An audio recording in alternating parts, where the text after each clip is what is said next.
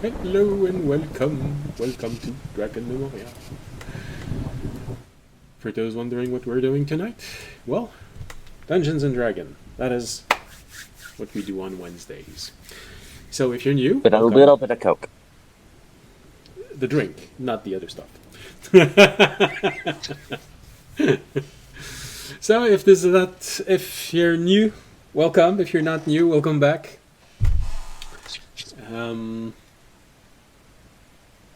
What else can we say? Oh yeah, if you like Thunderstorm in the background, that's Ambient Mixer. If you like the world map, it's the world map, it's WonderDraft. The dungeon map, it's Dungeon Alchemist, and the town maps, it's Canvas of Kings. Yay, publicity done. Oh yeah, what happened last episode? I don't know why. It's been 4 years, and I keep forgetting to open my recap of what happened last episode. Okay. It's been 4 years since you looked at me. Well, that's starting to be a whole lot.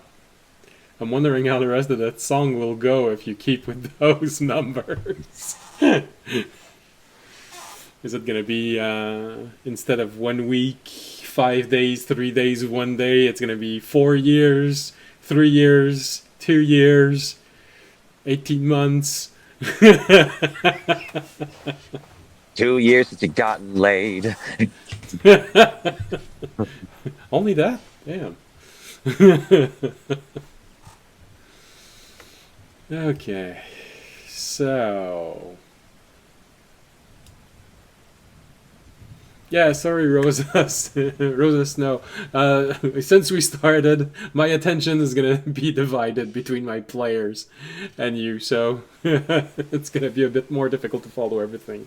But I'm sure my players would love to talk with you. If not, well, tomorrow is the perfect time to talk to me since it's world building. And I have ample time to read everything and, well, interact with everything you say. Alright. So, what happened last episode? Well, we've been exploring Remy's difficult past. The party continued its exploration of our favorite rogue's first home. Tales of woe keeping a... Start again. Tales of woe kept piling as more memories kept coming to life and more traps are uncovered. A moment of carelessness, a single wandering thought, is all it takes for an expected trap to spring to life and catch you off guard. Something which Jorg is intimately acquainted with as of last episode. The clues our adventurer are hoping to find are few and far between, yet something is slowly being drawn in front of them. I don't know why it's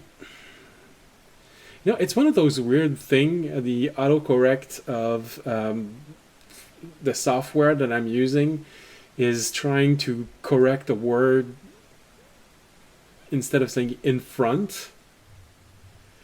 It just keeps correcting infant, but I never use the word infant. But since it keeps using the word infant, it keeps thinking that it's the word that I want. So it's reinforcing itself in using a word that I do not intend on using.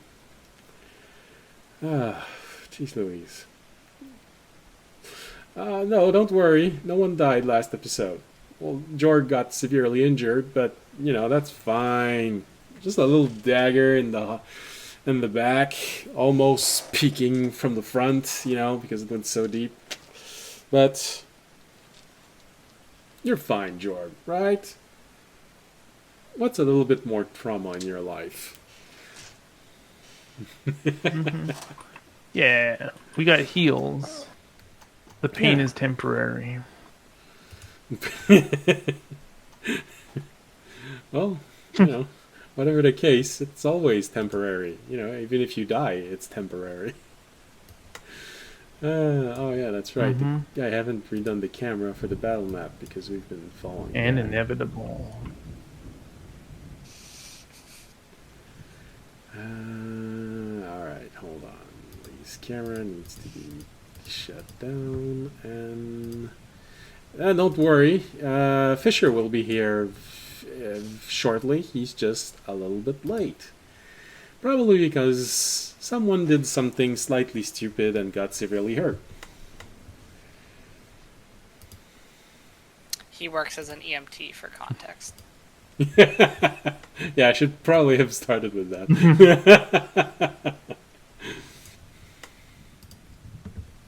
Yeah. Okay, no, Remy's definitely not gonna like being there. George, here you go. Alright. What? Alright. Here we go. This is where we were with the map.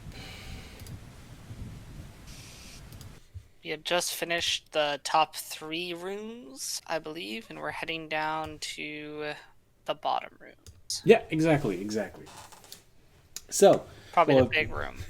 That's a little bit inconvenient because Fisher is supposed to be in front. I mean, he could be in front. I assume we're still going to do all the same stuff of just with doors, the lever. I think we know how it works at this point. Yeah, and I'm probably gonna accelerate small rooms that are gonna be identical. So if you, for example, if you get into the room of a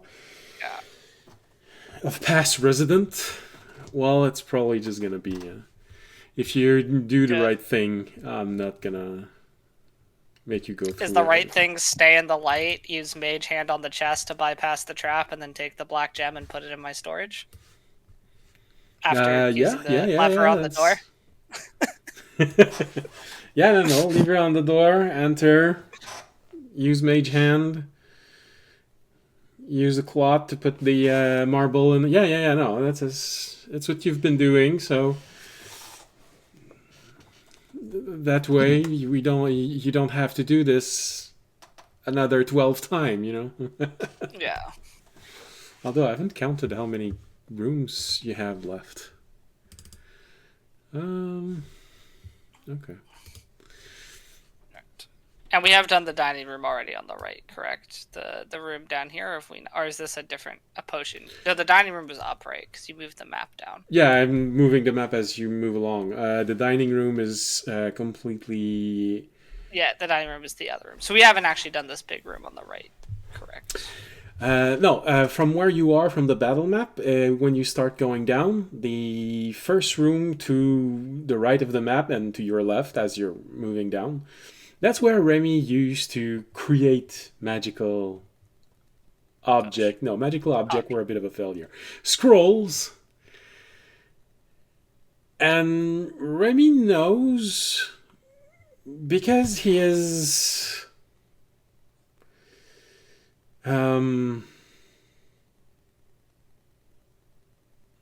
because he is able to figure out where things are supposed to be.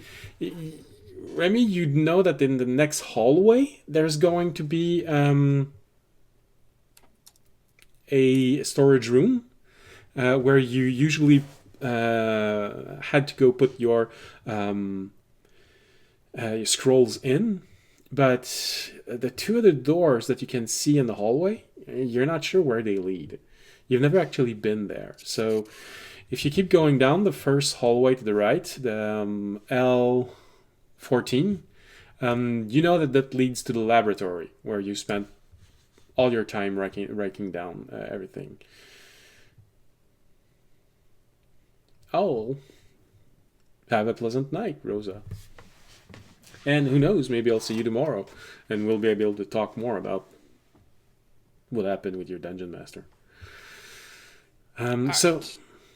So the first room is where Remy spent his time working. The second one at N13 you don't know where that hallway leads. You've never explored it. You've seen it. You know that there's a door at the end of it, but you're not sure what's inside of that room. Um, you're mostly convinced that there used to be people living there because you never seen other kids appearing from that hallway, only adults. So, but who they are exactly and what is the nature of the room, you don't know. And you don't know what the room at the end of the hallway is. Most likely, the hallway that you can see right before the end of the hallway, you think that's where you'll see your storage room, but you never had confirmation because you never took that route to go to your storage room. So that's a bit of the resume of what Remy knows. Alright. Well, I assume we'll just go to the first room and start So basically, inspecting it. what Remy knows is roughly, Remy wouldn't know what's under the colored circle, but he knows the layout of what's not there.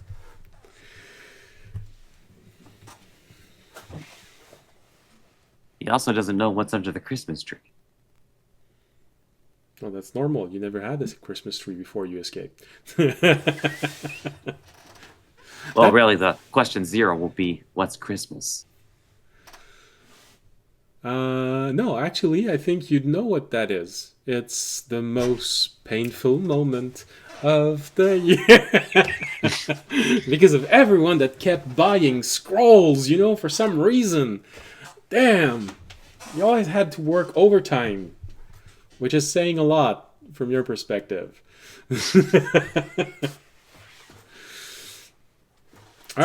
guys have heard of unpaid overtime. Now let's talk about unpaid overtime. Unpaid overtime.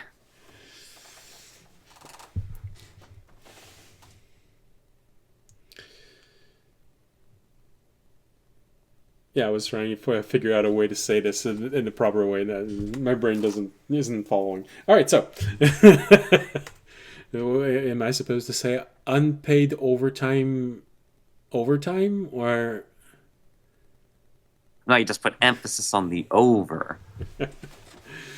Imagine adding a 25th hour into the day just so that you can work more. Yeah. Time dilation. Remy didn't know he was a time knight before everyone else knew. Now, wouldn't that suck if you were working and suddenly your boss said, "I'm really sorry, but you're ending in an hour, but you're going to be ending in an hour on the clock that's over there, outside of the time dilation bubble." God damn it.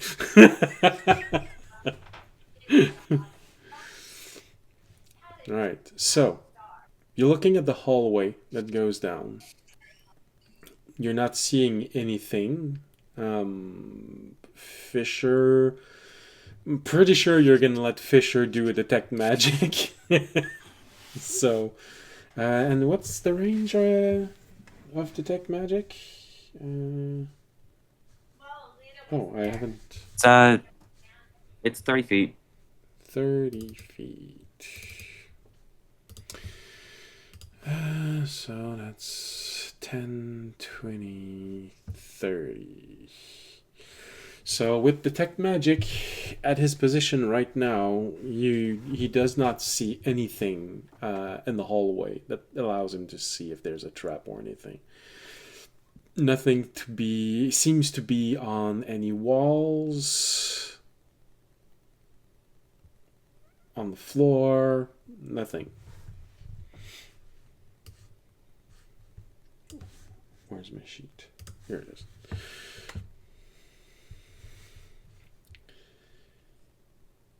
Right, so that's there. That's there. That's there. That's there. Okay, good. So, you just keep moving forward? Well, downward? Upward? If there's no immediate danger. Well, any immediate magical danger. Okay. There's still mundane traps, like the classic wire trap. No, nothing happened. All right, we're good. Make one step. Damn! It wasn't a wire trap. It was a trap tile. Damn it!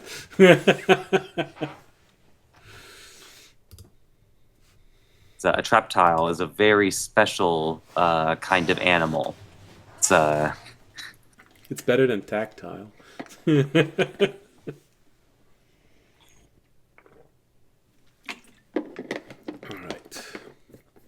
You move forward a bit in the hallway.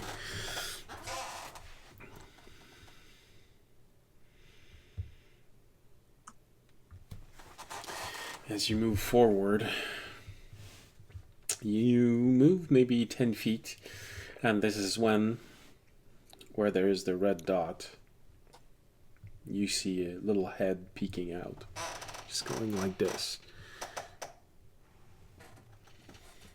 And it's a small kid. He just looks at you, and Remy, you have no recollection of that person. And he says, "Are you lost?"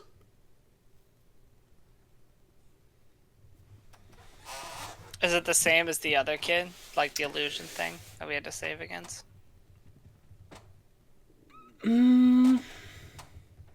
Make an investigation roll.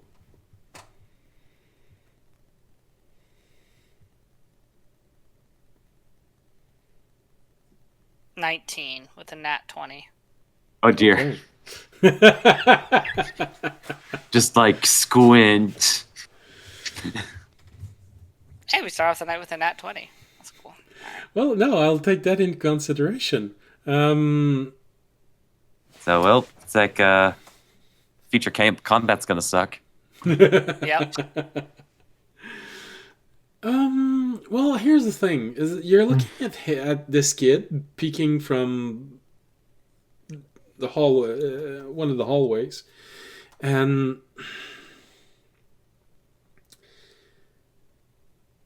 there is an element that you find weird, in the sense that he does look a little alike. In normal setting, you'd probably, if you saw two kids that look as similar as that, you'd say that they're probably brothers. But there are some differences. But, you know, there's sort of general elements. Same face shape, same eye colors. He's a bit taller, and he's got buck tooth, but you know, enough that he might be a brother, but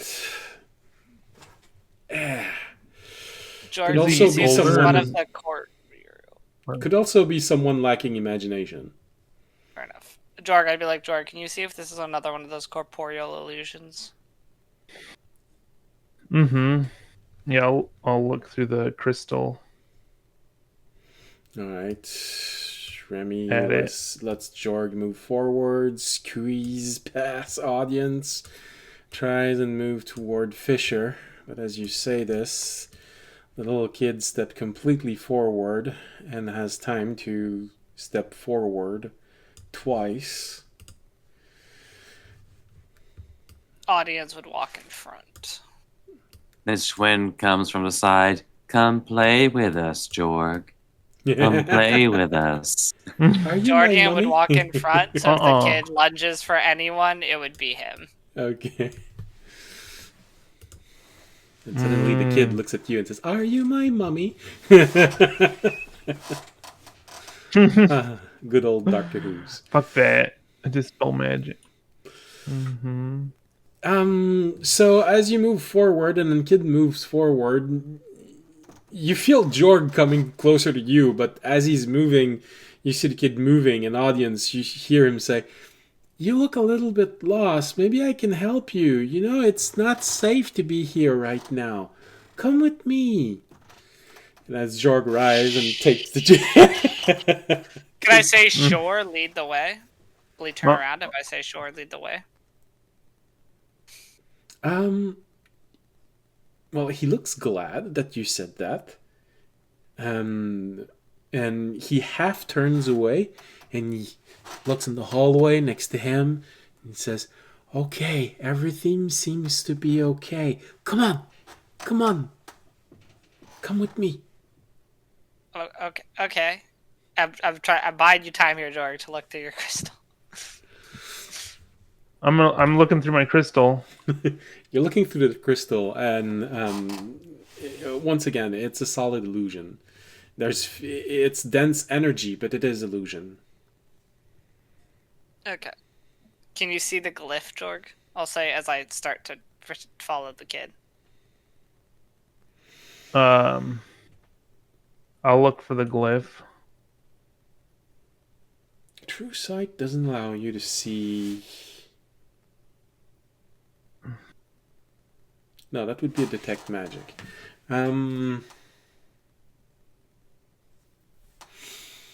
No, you can't see where the glyph might be hiding. Although you might deduce that these glyphs have range. If you get close enough, they'll activate, meaning that it could be hidden in one of the hallways that you can't see from your angle. I'm gonna look at Remy and Fisher and be like, find the glyph. Destroy it. Alright, so you move forward to be Maybe closer to the we kid? should follow the child. I am following the kid. I am not moving closer. But I am following the kid. Okay, you're not moving closer. In that case, he makes a half step.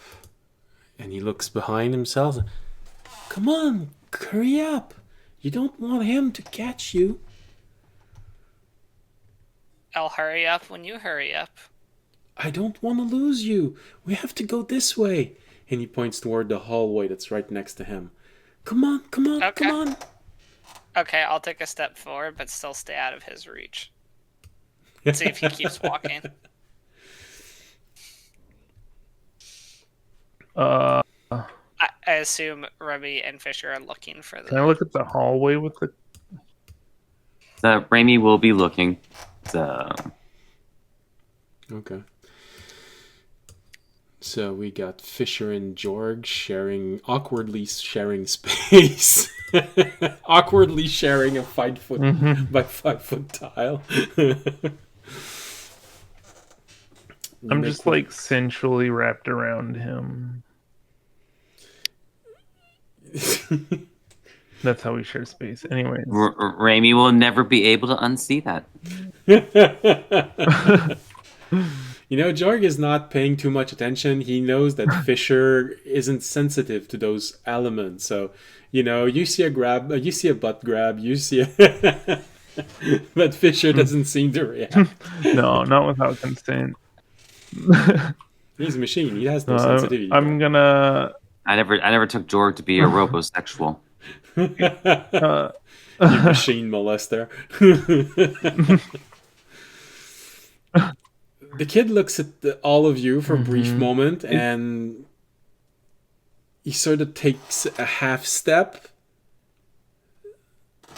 Then he looks at all of you and says, come on. You really can't. You really need to hurry up. Here, grab my hand. And he makes one step forward toward you, audience, with hands reaching out. He is... Audience is gonna take a step back and be like, I'm not much of a hand holder, sorry. I'm a germaphobe.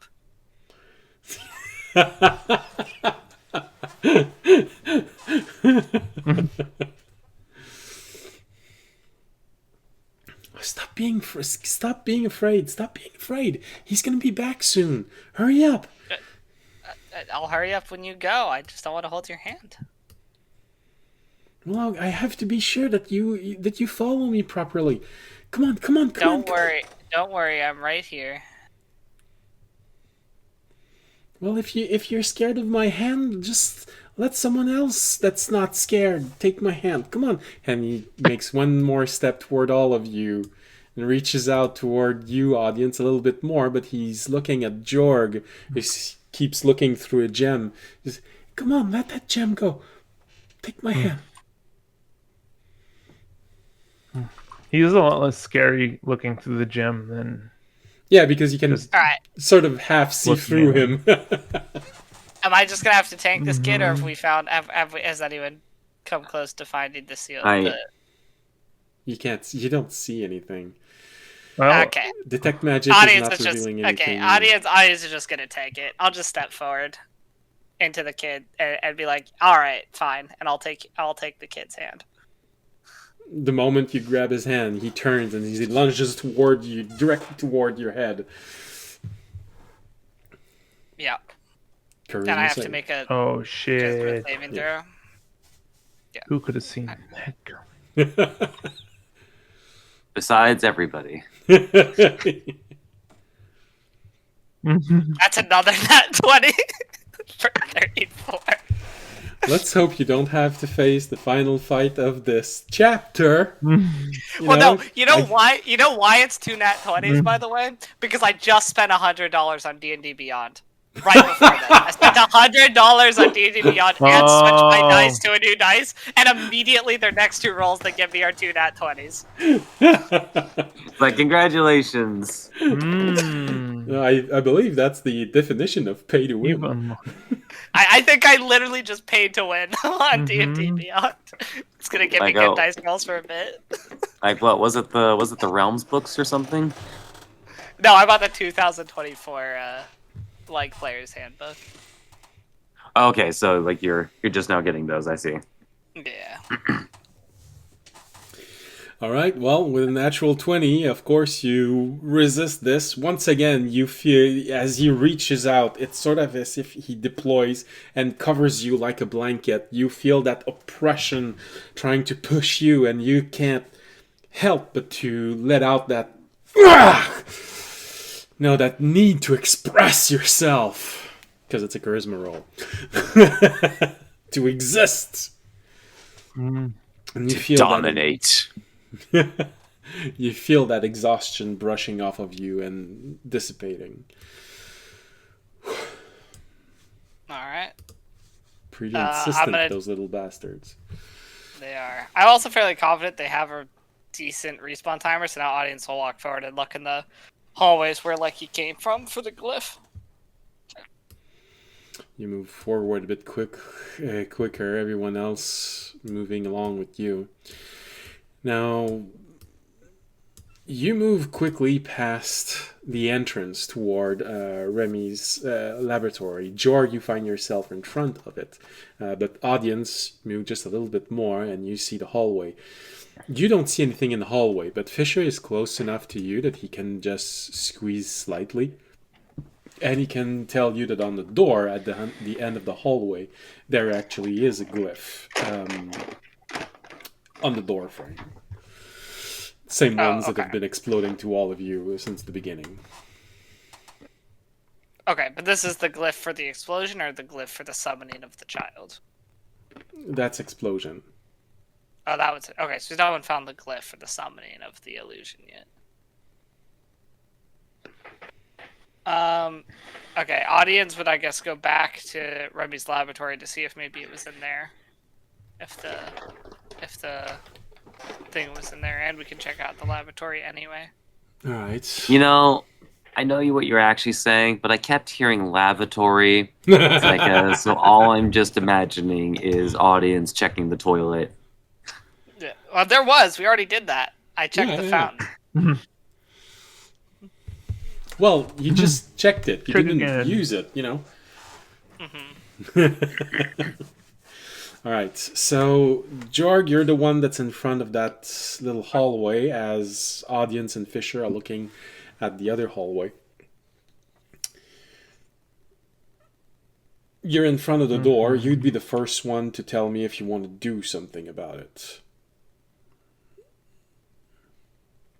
While you're thinking about if you want to do something as you're staring to that room, I'm gonna ask Remy. How does Remy feel right now, being literally 5 feet away from this entrance that always translated to you as being worked to the bones?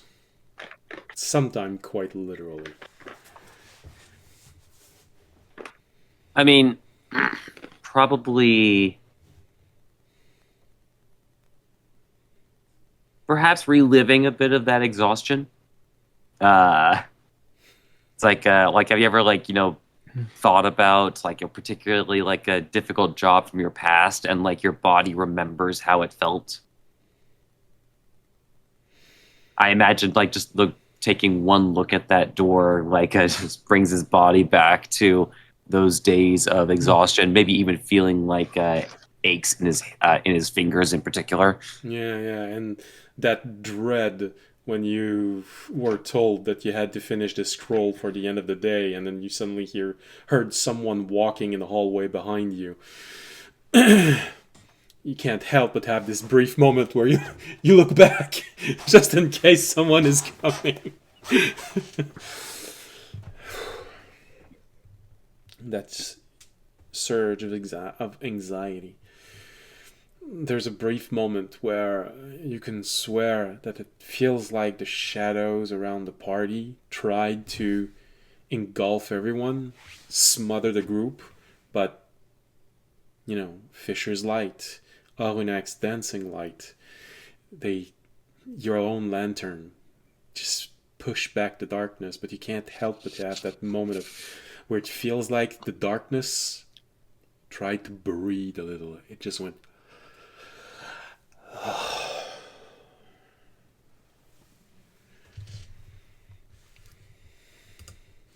It's a quick somebody play a Kingdom Hearts theme. Any particular one is fine. It's like do do do do do do. Jorg, you're the one in front of that room as everyone turns back and wants to go inside. You're right next to Remy, and it's a bit odd because for once he's not paying disgusted attention to you. His eyes are focused on that little entrance, and you just see him look at his knuckles and just flex his hands like this.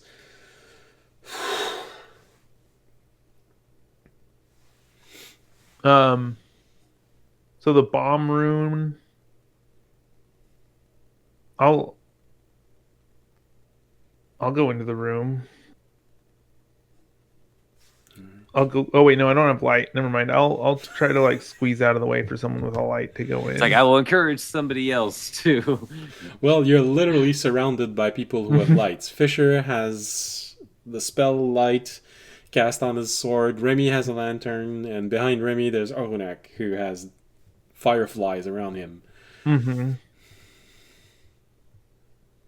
Honestly, your eyes might be starting to hurt at this point. I don't want to go in the room. I can start going in the room as long as I stay in the light, but I just need to get out of the way for someone with light to go into the room first. All right, you make one step forward. Is it pitch black without lights in here, or is it just shadowy? No, there's absolutely no light source. You see things on walls which would have been perfect for oil lamps, but they're all extinguished. You're not even sure if there's oil left in them. Mm-hmm. So you move forward once and you look at this, and then you realize just how dark it is in the room in front of you, and then you remember every time that you turned around, put your back against the shadows, something got shoved in your back, and you look back for Fisher and Remy, you know, can someone stay behind me at all time, please? I like to think that we're in the quarantine films. Or just really any found footage horror series where it's mostly dark except for the light of the camera. Well, and Fisher, who has a light spell put on his sword, which makes it look like a lightsaber. Remy, who has a lantern, but also has a cowl, so he looks like a thornberry. And and Arunak, who has very powerful fireflies flying around. Odd picture, odd picture. All right, so because Remy hesitates, Fisher is the one that steps forward and goes behind Jorg. Jorg enters into here, one step at a time. So Fisher is right behind you. The light spills in the room, and you can sort of see everywhere. Dim light at the end of the room, but still, you can at least see everything everywhere. There are, from your perspective, you can't see what's on the other side of these little cubicles. But on the map, it's the 6 dots that you see at the center. It's workstations. And Remy, which was yours? I'm letting you choose. Where did you spend all that time? There are 6. They're located at KLM. So there are 3 with their back to the door, which George just entered, and 3 on the other sides. So facing the door, which George just entered. Which one was yours?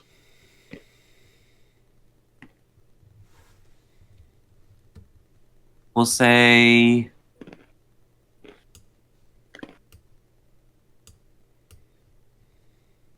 hey facing the door. It's like I would imagine as he was young, he was like maybe got a bit paranoid about ever having his back to the door, because it's like there was nothing but like bad surprises from things that he couldn't see. Okay, so facing the door. Top one, middle one, or bottom one?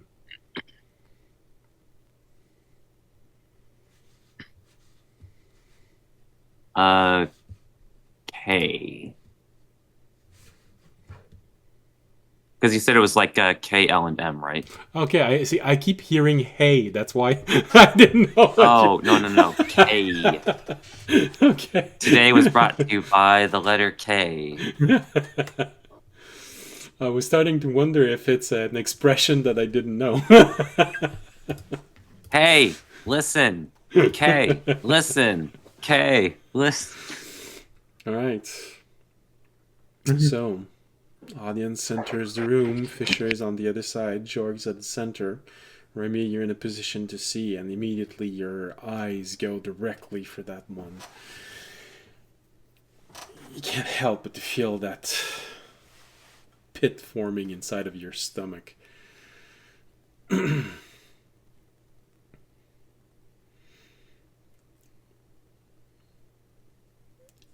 Almost everyone you ever saw was working in those 3 cubicles that were facing away from the door. So these were the only persons that you saw every day. They never talked to you.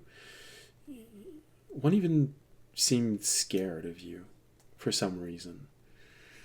And you're convinced it's not because you were a Kenku. The fear in his eyes, they seem genuine, not, oh God, with that screecher, but more, oh God damn it, it's him again.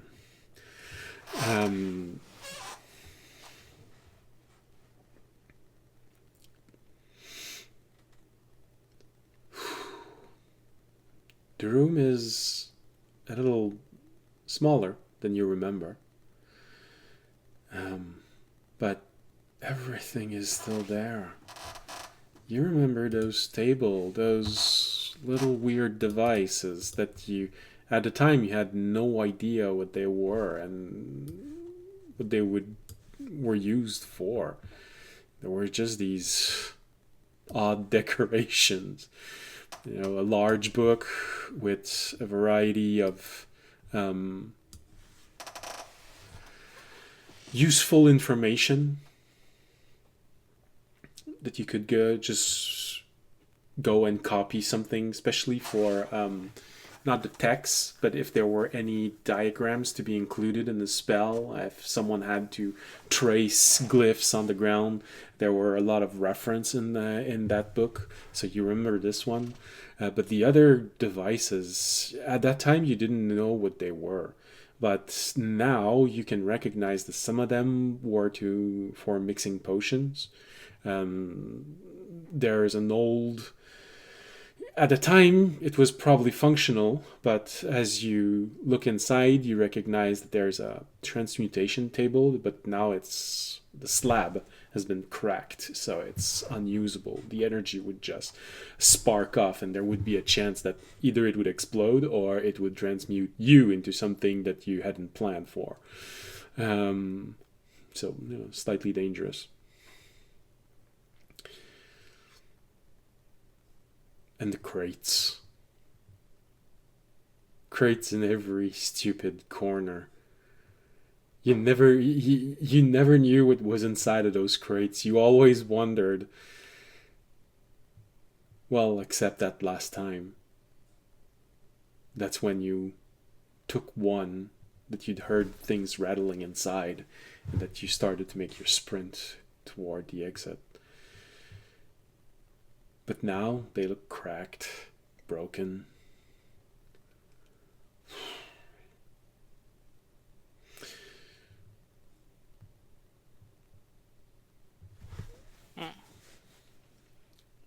Jorg, you don't see anything in the room that would trigger the gem. There are no visible illusion. There's nothing moving. Fisher does have a ping of magic. It's where Remy used to work. It's inside of that cubicle. He can't see it. He just can't see the radiance of magic. So he doesn't know which glyph it is. But it definitely is something. Okay, yeah, this is definitely seeming purposeful now. At this point, like if it wasn't specifically the illusion children, it's just like, oh, okay, yeah. So my cubicle specifically, Yeah.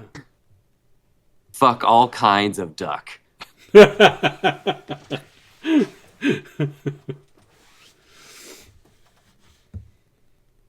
Which, you tried. He was called Howard. And sorry. It was Unfortunately, he smoked too much, so it just was never going to work out. Yeah. All right, so Also, pretty sure he was straight anyway. So, well, he was into that with humans, so you never know.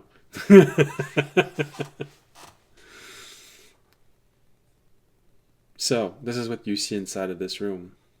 What do you all do?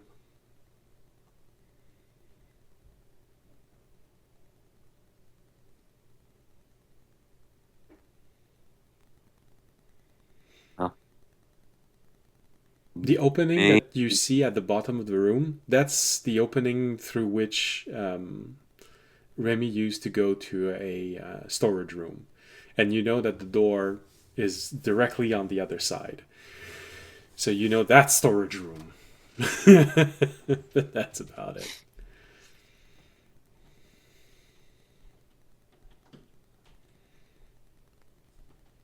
honestly, Raimi now just has some curiosity. It's like, okay, what magical bullshit did they put into his cubicle? Is this one going to explode? Who knows? All right, so what do you decide?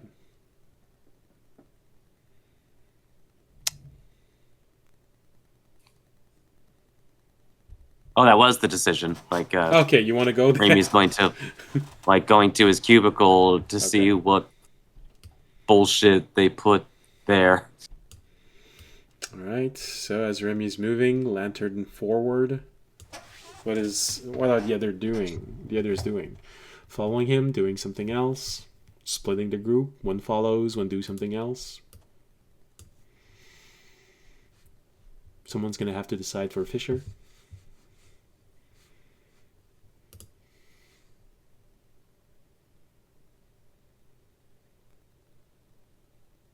Oh, he's gonna be. He just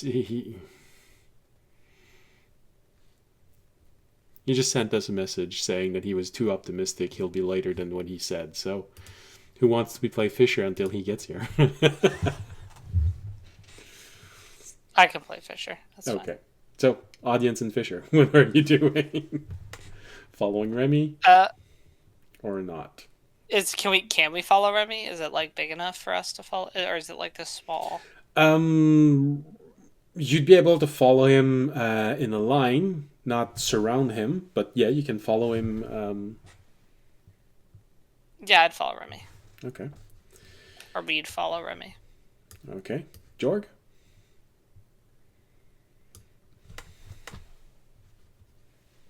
I'd follow them. Okay. So, Yeah. Remy, you move. How do you peek into that little cubicle?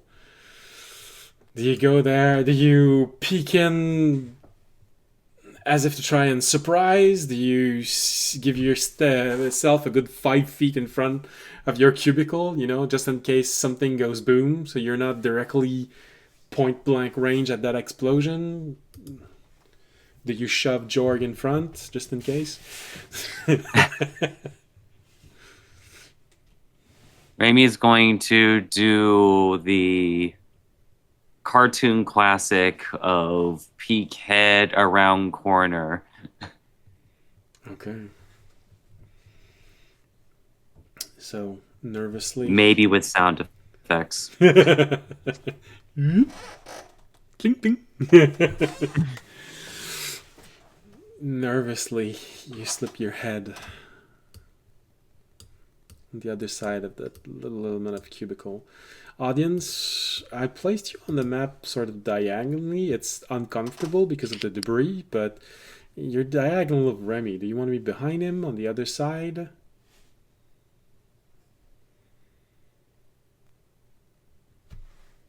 Audience? Yes. I've placed you diagonally from Remy, but do you want to be somewhere else? Behind him? On the other sides? On the other side? No, that's fine. Okay.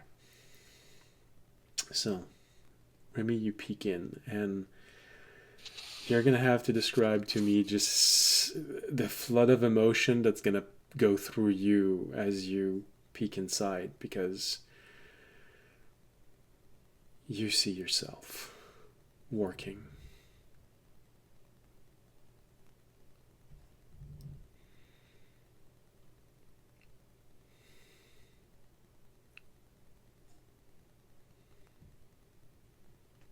So not great.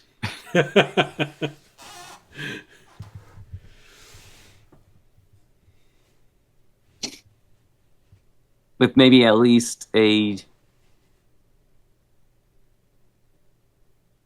more than a touch of surrealism, since I'm assuming it's the younger version, which I guess everyone else in the party's gotten a bit more used to after they've been going memory delving.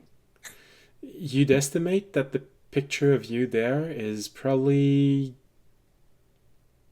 similar in appearance to 1 year before you made your escape attempt.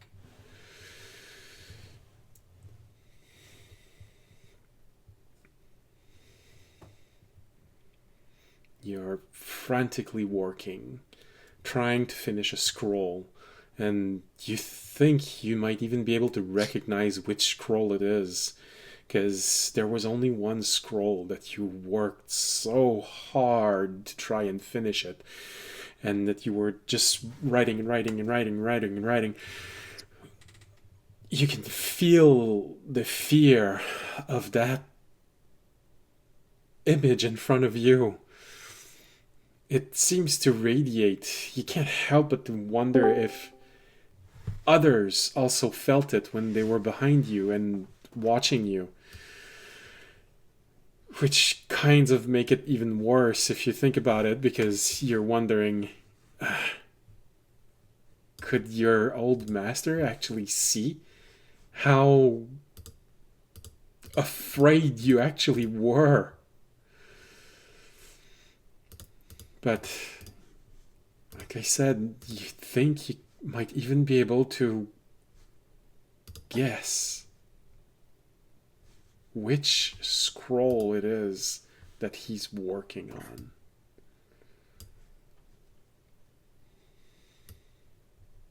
Hey, Fisher. What's up? You're watching Remy having a meltdown. Nice. Oh, we lost Remy.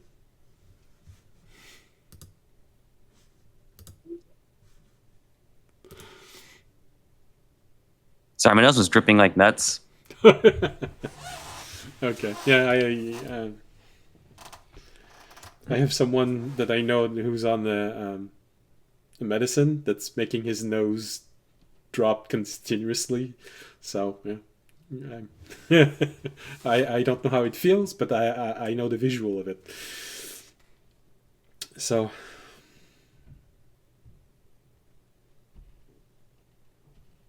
what are you doing? Are you reaching out? Are you saying something? Are you trying to look over his shoulder? What are you doing? Well, honestly, it's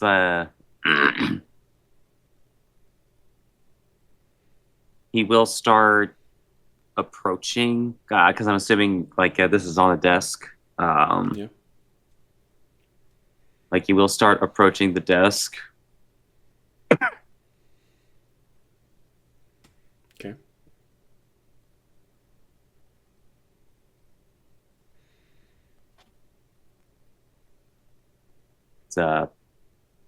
Right now, you seem to be completely focused on finishing that scroll. You're not even. You're not even sure if everyone else can actually hear the sound of the pen on the parchment, or if it's your mind completing it, because this is exactly how your mind works. It's directly an image of something that happened. It's just a different perspective. So is it your mind that's finishing the as you're writing, or can everyone else hear that also? There's that little nervousness of, God damn it.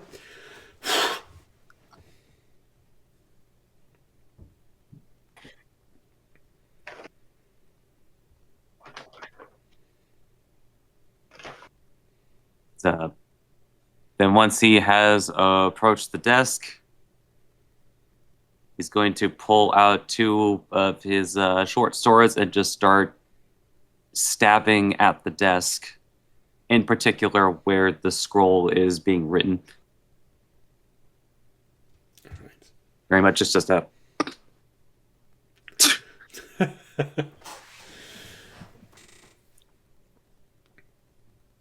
just over and over. I want you to make, and that's to see what happens first, not a regular dexterity saving throw. But can you make a dexterity saving throw for me, please?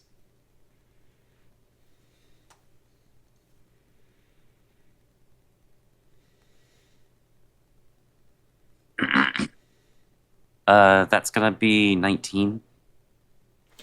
Ooh, all right. Then it's worth it that I roll. Oh, damn, you're really lucky on that one. The dice rolled and went to 18, 5. Okay. as you take your daggers 18. out, yeah, and that makes a huge difference because you take your daggers out, and just as you're about to push them down, your hands going through the illusion, you see yourself turn around and try and grab the parchment paper. You remember that moment where you took it and you shoved it in front of your master, trying to tell him it's almost done, it's almost done. But here's the thing, is when you turn around, well, when your illusion turns around and his hand goes on the desk, the paper starts moving with the hand, but your dagger stabs it, and the hand keeps moving without the paper. And you see the illusion going in front of you, nervous, and you remember what you screamed because you were so afraid of the punishment. What exactly did you scream at that moment when you thought you would be beaten halfway to death if you made even a mistake on that scroll? So I would have to say it would probably be the scariest scream that he had heard up until that point. Or at least the scream that he associated with the most danger or like the strictest punishment. The blood-curdling scream of a little girl. Which even for Remy is probably sort of... one of the other kids. Yeah, that's... I had to choose between a little girl and a little guy. I feel like it's more blood-curdling when it's a little girl. The illusion has a paper in his hand, but this one is clearly illusion. And what you stab was clearly not an illusion. There's a really brief moment when the scream echoes inside of the room. You have a little moment of flinching when you hear it. And then you realize that one of your hands just stabbed a piece of paper, and you can't help but to see this huge radiating glyph on top of it. Well, it's just something that you've learned to recognize because of how it would have been if you did not beat your past self at this. That glyph would have exploded with the power of a fireball. But you pinned it to the desk, preventing the illusion from taking it and shoving it in front of all your eyes. That's a volatile piece of paper right there. Nice. I mean, honestly, it's like the move was more based out of a traumatic emotional frustration. It's like, but now Remy is really thankful that a traumatic moment of frustration pinned down a literal explosion. So he's processing that, just like, huh. An illusion mixed with a trap. Alright. If it had been an 18, using your dexterity bonus of when you were level 1, your past self would have beaten you, and he would have shoved it in front of your eyes, and it would have went boom. But 18-5.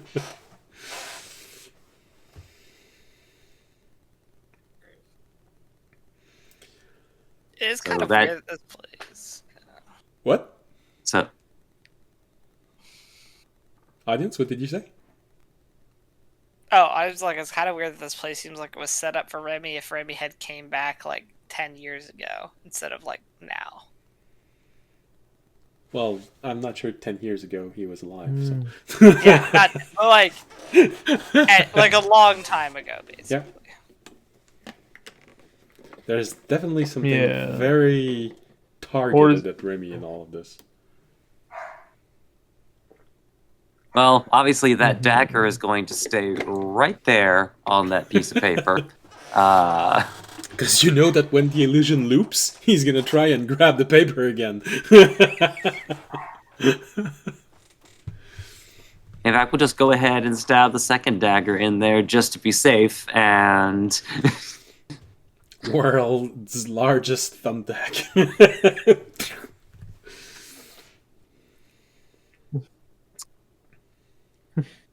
well, since it's at least a pattern, might as well check to see if there's anything hidden around the desk. You make an investigation roll, and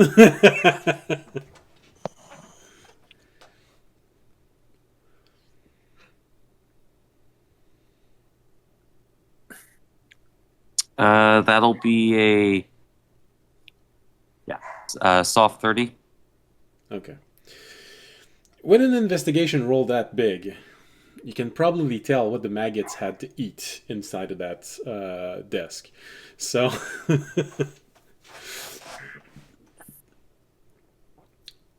you recognize that the desk has suffered, as if someone passed a lot of frustration on that desk. It's actually pretty severely damaged, and the illusion is making it look like it's near pristine. Well, in the condition that you used to work on it. But the actual desk is barely holding. You sort of recognize that it was placed so that the paper, the exploding paper, would hold on it. And that's about it. There isn't actually anything left. It really looks like someone beat the shit out of the desk you used to work on. And the way that the impacts are, how it's splintered, it feels like a huge load of frustration was poured into that desk. Almost like the person who normally worked at that desk escaped in a frankly very embarrassing way and For had no one to someone take it out on. Yeah. As if whomever was responsible for this place really took it personal that you escaped.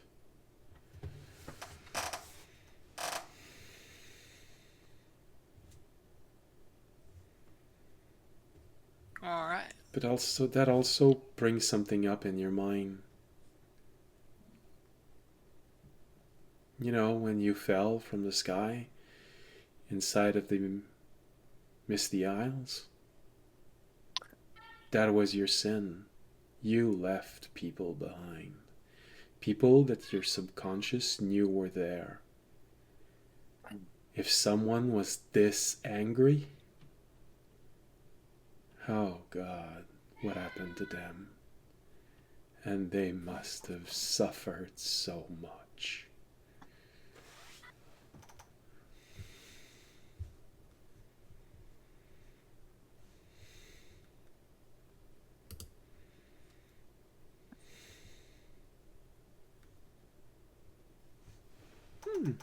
Selling viewers.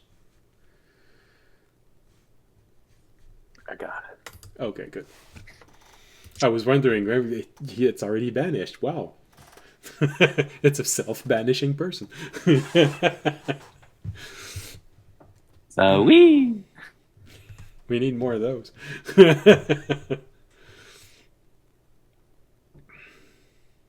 So yeah.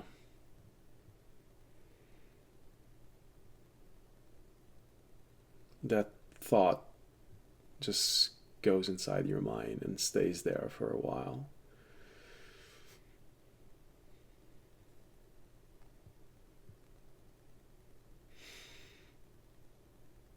and then everybody just awkwardly stares. At Remy, At as Remy he's staring having a at that moment. desk. I think Sam went to settle something that was happening in his home. I think I could hear someone yelling in the background. It's like, wow, Raimi Bridges really must hate oak. I'm joking. It couldn't possibly be. So instead, Fisher, how do you react to all of this? Remy is clearly in emotional distress. But as a mage, you can recognize that, damn, he had a pretty good intuition, stabbing that paper, preventing it from being taken. Good intuition, Remy.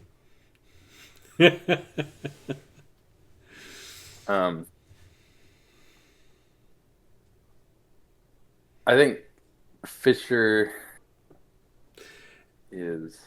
And since you probably have Detect Magic still active, you recognize the evocation glyph, confirming, and you're high level enough to know what a fireball empowered glyph would look like. But because of Detect Magic, you know that it's also been boosted. So it's been imprinted on that at a higher level than its base level. So that could potentially have hurt a lot. Yeah.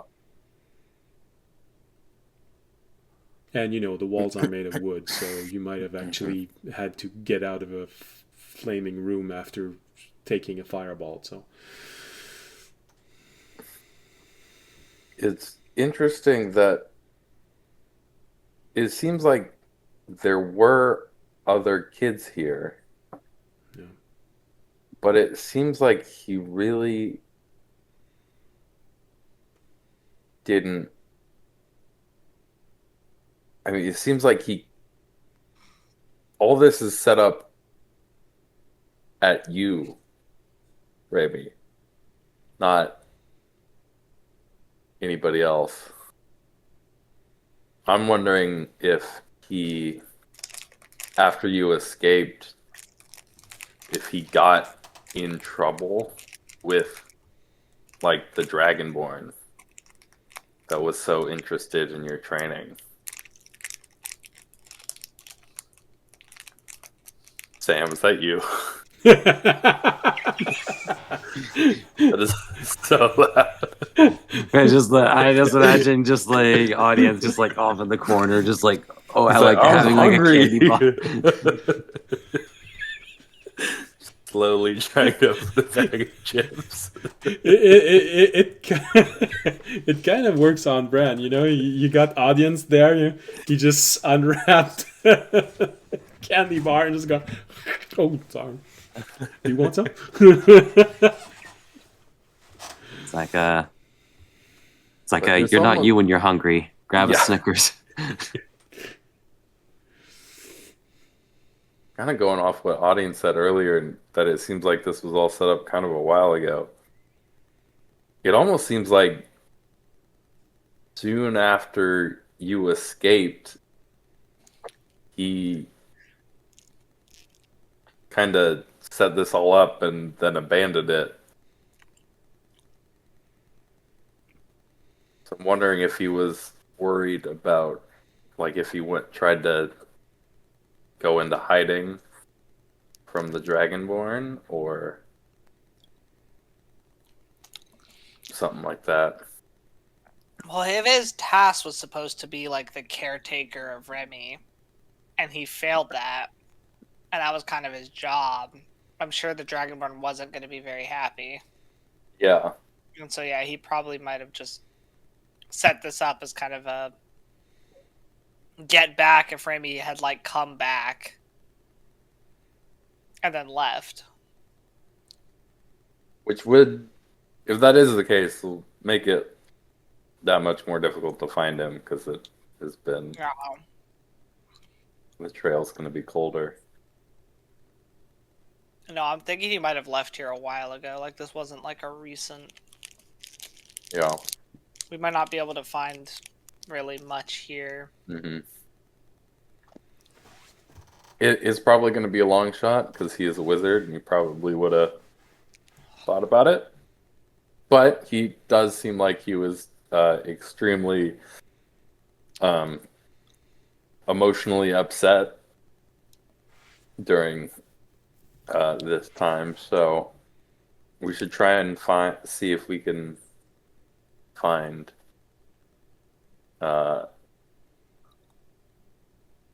something left over of his that would let us scry on him. Scrying him, yeah. I mean, we already checked his quarters, though. Well, Mhm. you checked Remy's quarter, but did you say Yeah. all of this out loud? Yes, we're saying this all loud. Remy, you know that down the next hallway is the personal quarter of that mage. I was You've gonna only say, I been don't there think we once. His quarters, yeah. Okay. We should definitely check his quarters before we leave here.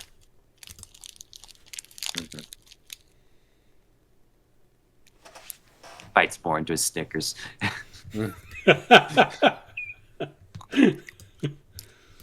Hey, he's a big dude.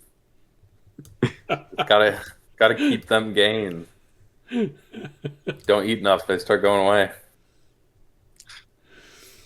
I mean, honestly, it must be a real pain to be a dragonborn. Like on if for any reason they have to be on a diet. Just like, Not again.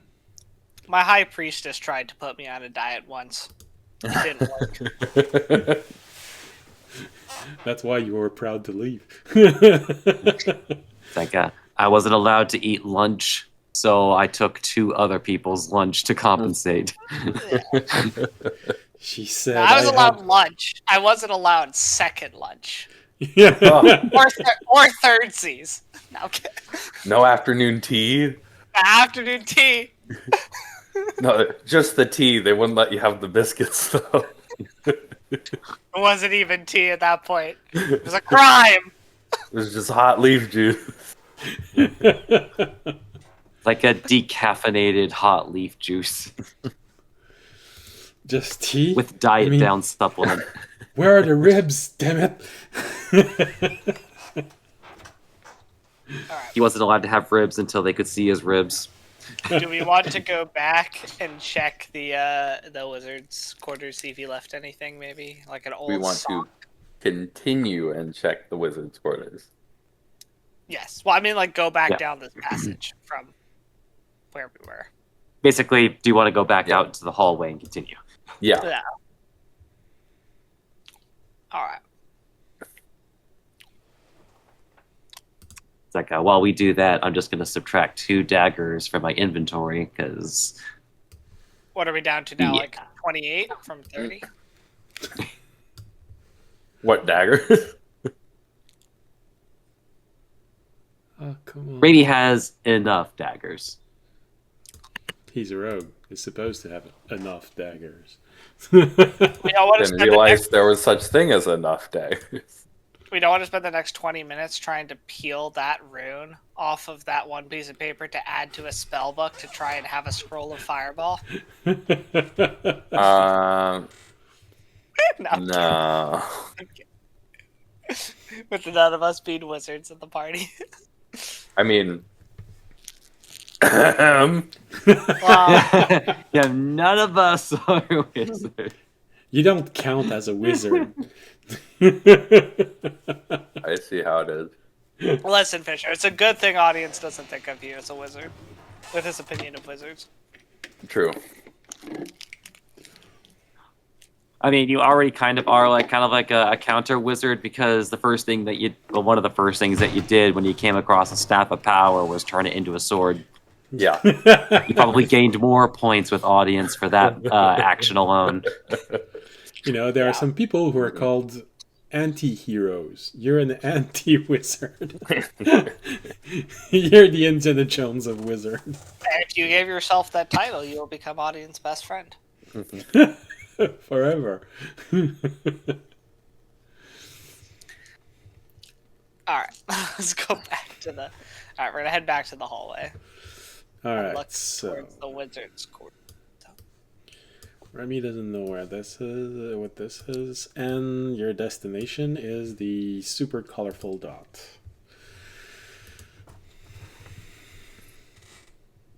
Well, technically there are 3 super colorful dots because they're Well, there's at least one more that has colorful all than- colors.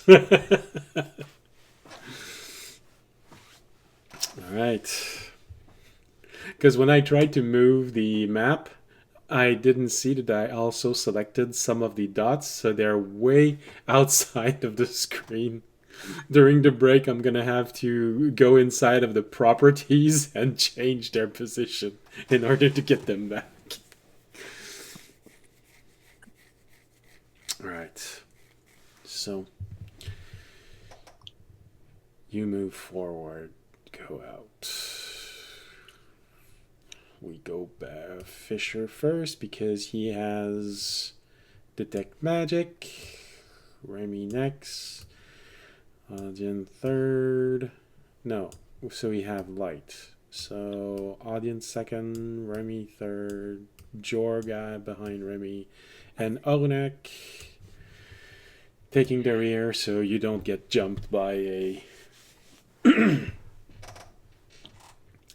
shadowy figure. So, you move forward and you find yourself looking in a hallway.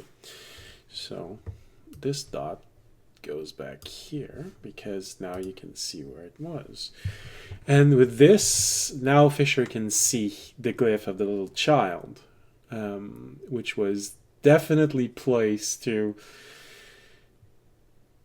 be hidden as you're approaching. It was exactly where the red dot was, but on the wall. Not the opposite wall, the one that you'd have seen as you were moving toward it, but the back wall. Made hard to see, but also with the radius of that, you sort of have that realization that, oh wow, this glyph was meant to cover both entrance to this place. So Fisher, keeping the ritualistic detect magic up. Mm-hmm. Okay. There's a door right in front of you, which Remy could easily identify as a storage room because he's been there very often. It's always where he had to go to store the scrolls that he wrote and his one failed attempt at making a potion. Which is why he was assigned to scrolls. You know, it was supposed to be a healing potion, but somehow you got the dosage wrong, and whatever you put inside of that potion ate a hole through the glass, the desk, and the floor until it reached solid rock. So, yeah. Damn. There are scams which it's better if it's not that noticeable that it's a scam. I mean, in a way, it's healing. All your injuries will definitely be gone after. Just pour it on the cut. The cut's gone. Or Remy doesn't know, but he invented the first drain cleaner. Like the first step in creating universal solvent. So it's a storage room that is right in front and at the end of the hallway, so toward the right of the map and on your left as you're looking down. That is the entrance to that wizard's personal quarter. Remy, you've been there only once. And it was for a frightening beating. One that you can't help but to remember in detail as you see that door.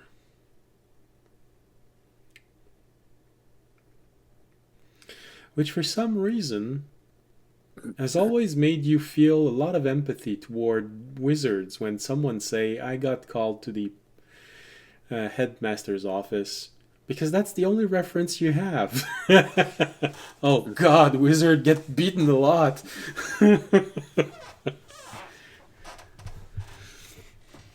It's like you can't if you can't pass your owl exam, the headmaster takes you into his office for a beating. And you know, sometimes you only get out after an hour. An hour. Jeez. It's like, doesn't he get bored eventually? That's why nearly up to the point where you received that letter, you always thought that wizard had such a nasty constitution.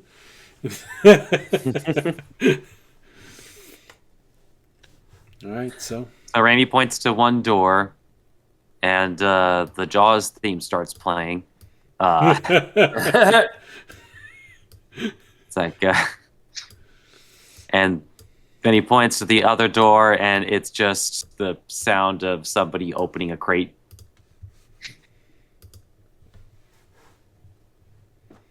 And then points back to the other door, and the Jaws theme continues. And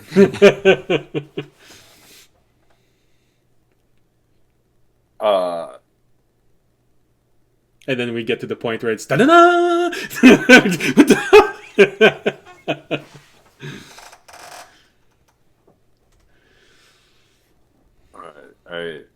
Do you want to check out the storage room? I feel like it's probably empty.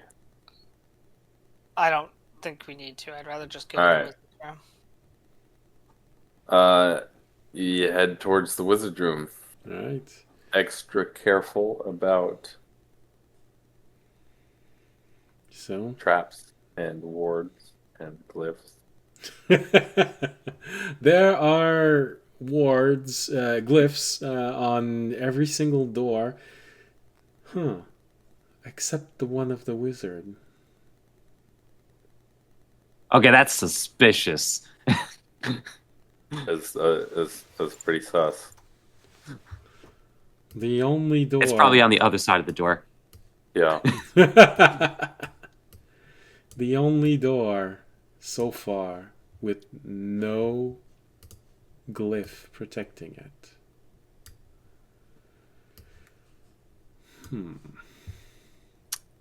What I'm gonna do is I'm gonna have my rope go out 30 feet and then tie itself around the door handle, and then I'm gonna pull open the door from more than 30 feet away. Okay. That would probably be a strength save or a strength check. Okay, yep. Athletics. That is a 27. The good rolls continue since I paid money. You know, I wouldn't even be that surprised if it was true what you're saying. Yeah, you missed it, Andre. So I spent money. Because I got the 2024 book, right? So I spent money on D&D Beyond.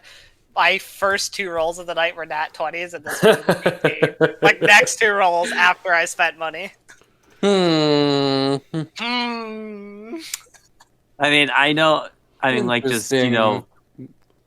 mean, aside from the situation, the fact that there's only maybe 3 data centers in the entire world that generate random numbers for these purposes, it's actually there might be more than 3 places, but I know there's 3 major ones. Yeah, it's the algorithm behind them that there aren't that many. A lot of them use the same algorithm, so. All right. So, audience, how far from the door do you say you? Actually, how far is my rope? It might be longer. It is.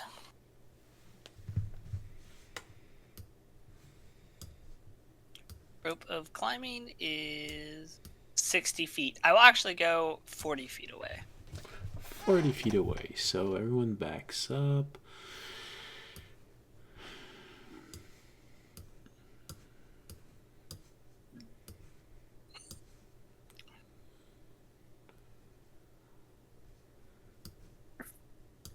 Everyone backs up a little. Remy has a light, so he can go there.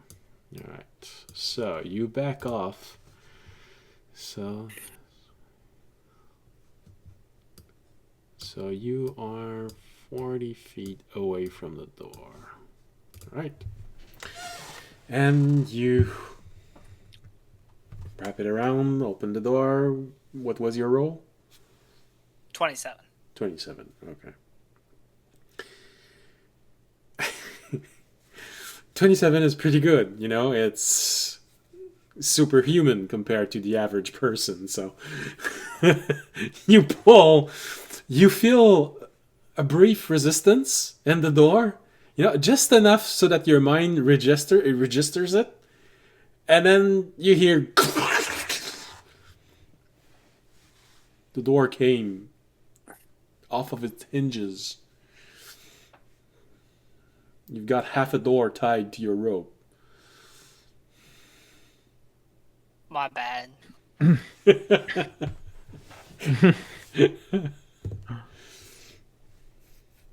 anything I blow mean, up? flimsy. Not so far. No, that was more just so we can now see inside to see if there are any glyphs that we can't see. All right. So you move I forward so that they identify, detect magic, and the gem of seeing can tell you what's inside. Yep. Yep. Okay. Well, I'm also, you know, while I'm here, I'm gonna open the. I'm gonna have to do the same thing with the other door, so I'll give you another athletics roll. Cause just so we can see. With the next one closer. There we go. The money sprees ran out. That's lower. That's a 14. So which door? Just you said only one door came off with my rope, so I'm just gonna open the other one. Oh, the half of the door. Yeah. Okay. You widen the entrance. Okay. Yeah. I was trying to make sure that we can see it. Okay. In Good. case it's on like. Yeah, and then we can move forward. All right. So you move forward.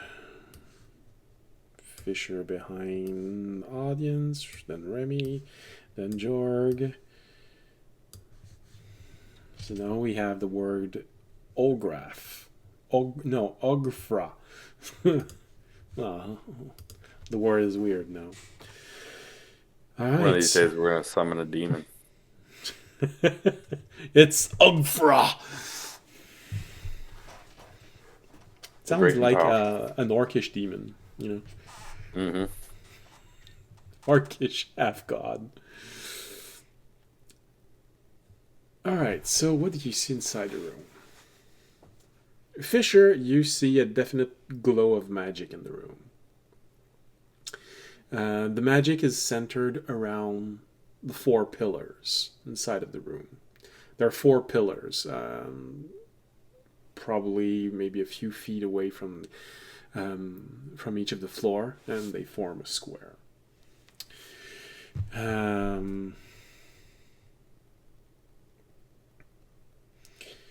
Jorg, looking through the room, I'd have you make a perception roll, however, Jorg.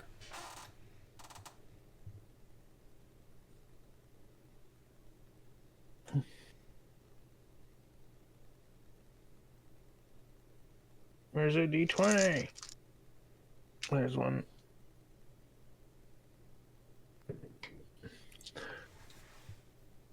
+15. Perception +8. 23. 23, all right. So one more detail. Fisher, the magic radiating from the pillars are evocation magic. It's evocation energy. Watch out, those pillars might blow up. Jorg, once again, supernatural roll. Anything above 20 is better than any normal peasant would ever be able to do, except a natural 20. So, very, very good roll. But, you know, again, a druid usually have good perception roll. It's not obvious because it's slightly hidden, but when you look inside the room, you see a hold on. I don't know. All right, you see a wardrobe completely at the other end of the room. There's a desk that's maybe 6 feet, maybe 10 feet away from the door. A little bench in front of it. Right behind the desk, very well hidden, there's a bench. It's a mimic. A mimic. And on the top portion of this room, there is a bed. A large double bed. That's not a mimic. That's a grimy bed. We should kill the mimic.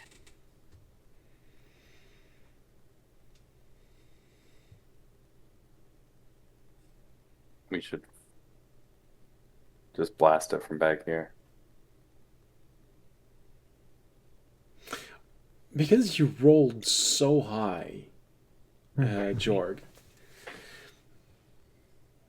Here, pulls out a gun. The bench, the bench that is a mimic, has a slightly unusual appearance, and that's really up to you if you want to share that detail with everyone else. The wood is beautifully carved, but more than that, from a druidic perspective, it is respectfully carved. As if someone paid close attention to the type of wood, the grain, the orientation of the grain, so to respect the nature of the wood itself. There are leafy decorations, so even as a druid, you're forced to say that, I got nothing to say about this. That's a pretty nice bench. Too bad it's going to try to eat me if I sit on it. But other than that, nice bench. But you also see other things. There are some inlaid jewels into it. The kind of jewels that you see Remy obsess over. Small, good details. Well polished, bright colors. And even weirder, there's an emblem carved with gold inlays, sort of gilded emblems of a dragon. And the bottom of the part of the feet of this bench that would normally scrape on the floor, they've been sort of armored with a thick, rough metal, which really feels like the kind of metal that you would dredge up from a swamp, which is the only natural way a druid might find acceptable to harvest metal. But the way that it's been made, it's armored, thick. You look at Fisher, kind of remind you of his armor right now. Thick. It's as if the bench made.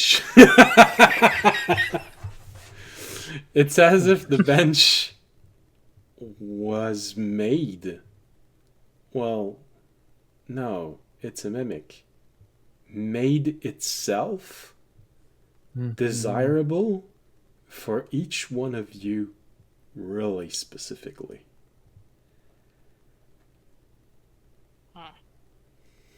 So unless really wants us to So we'll fuck sit on this it together. desk. Bench. Bench.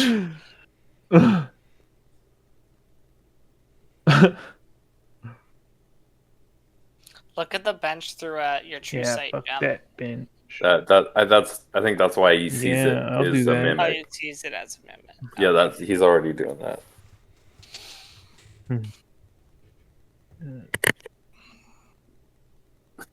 Yeah. I mean, do we care that it's special, or is that just supposed to be so that it's even more tempting to sit on?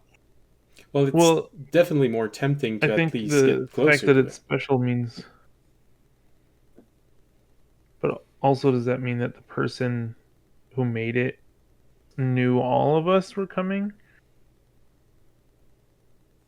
Well, Made it specifically for all of us? Or does it adapt to us? Mimics. it's a mimic. Oh. Mimic can adapt themselves. Within a single round, they can modify Oh, yeah. their appearance at will. I still think we just blow it up. But it shows something else. And Bomb. maybe that's why I wanted to know if you share that information with everyone.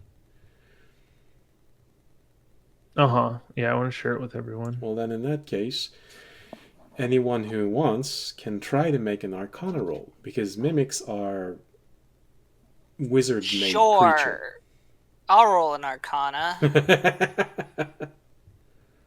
a I'll 14. give you guidance. No, give someone else 21. guidance. Well, you're the one who Now needs it. You know what? That's fair. All right. I know. You know what?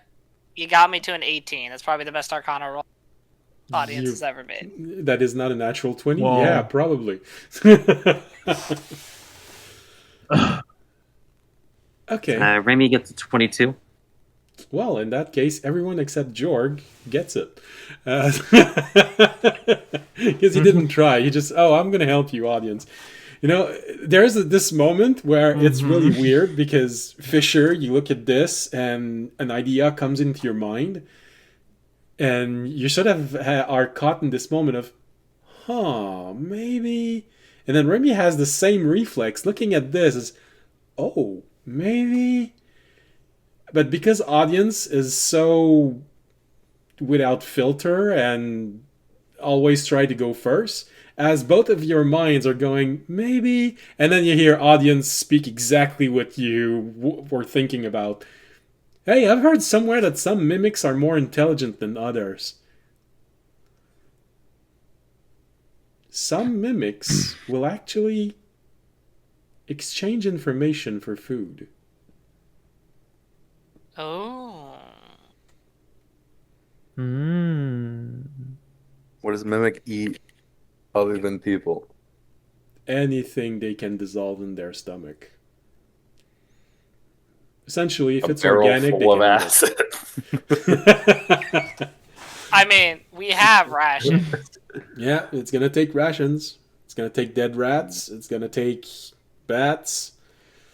It's gonna take George's Alright. hand if you want. Here we go. Slowly but discreetly looks in Jorg's direction, then quickly looks away. because he's the one that saw it. He told you all, and you all had that same idea. So you all So does turned it toward take, George. Does it take demon spiders in rooms? Oh, you want to be mean too. But no, I definitely thought about it. I said, okay, it's a good thing that he's not playing with us right now, because I think he would have tried to domesticate a mimic the moment I said that some of them are intelligent enough to talk. Alright, here we go. Audience is gonna walk forward and he's gonna pull out some of his meat from his bag and he's gonna basically say, listen, I know you're a mimic. We want information. I got meat. I'll give you the meat if you give us information. Okay. Fisher has warned you that the pillars inside the rooms are probably trapped. So how do you want to approach that bench and say this? Yeah. I'll just say it from the doorway. I specifically said those pillars are probably going to blow up. Okay. Okay. I won't walk forward then. I'll just say it from the doorway. Okay. I think we'll take our break here. That way George can go to bed not too late when we come back. Alright. Sounds good. Alright. See, I remember that now you have a class in the morning. Thank you. Alright. More sounds. And we'll be back in 15 minutes. Bye! Bye.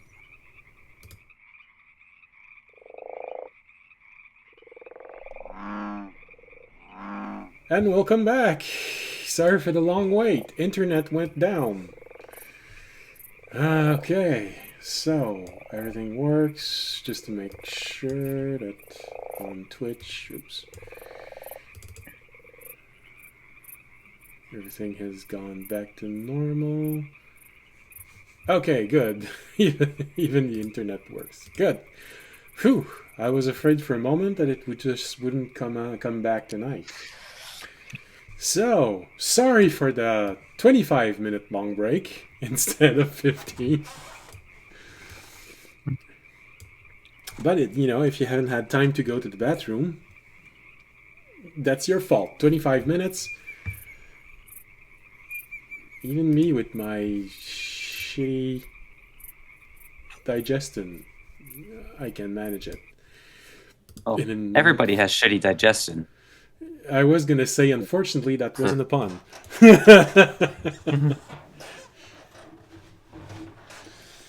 Okay, so where are you? Oh, yeah. Making the mimic talk. Okay. So, right before we went to break, I believe you had just said you yelled inside a room saying, "We got food. Come and talk to us." It takes a brief moment. No, maybe a minute or so. Maybe a minute or so. Then after the long wait, you hear, okay. You see the bench just completely loses its shape, and it runs up the wall to become very thin, just like a double-sided door. But it just slides on the wall, and it reforms a very large bench right in front of the door. Okay, where's the food?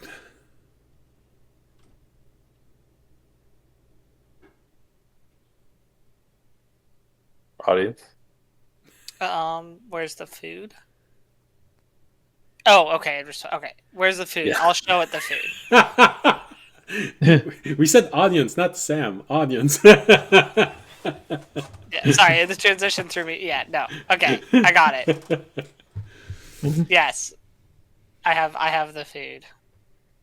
I want the food. Will you give us information? If you give food,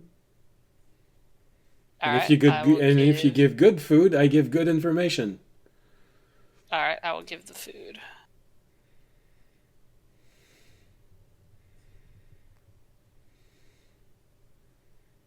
How much? Would you give I'll him? start with 2 pieces. 2 pieces 2 of what? rations. 2 rations? Meat. Dried food. Right. Should have expected that.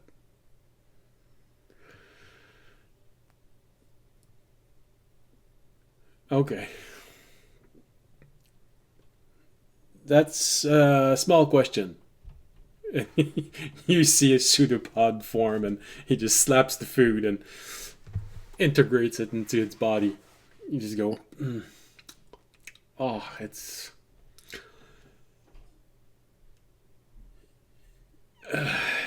dried and warm.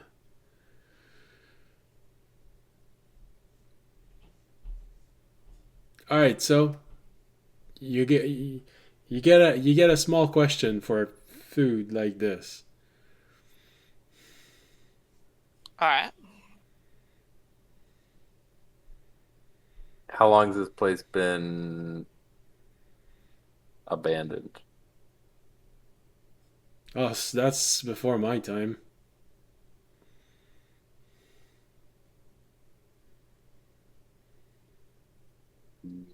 which has been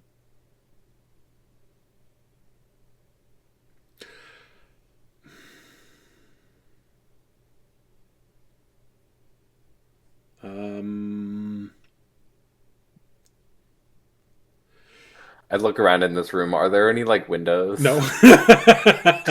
Like, how's this mimic tracking time?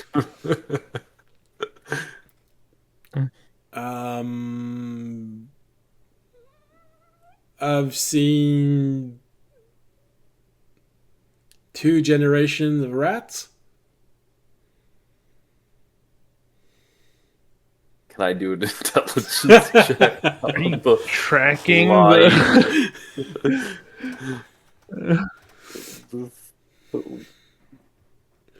Well, you can, but honestly, Jorg would probably perform better on that. That makes 'Cause sense. it's nature. Yeah, I'll do it. Ooh, I got a 15 plus Oh, that's enough. 4 for nature. 19.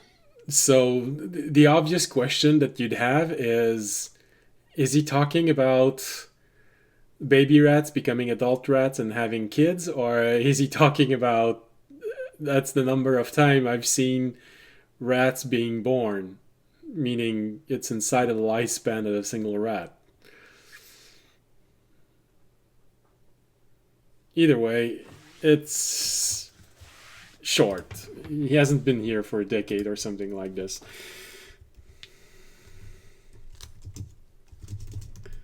Give you the exact number, not just so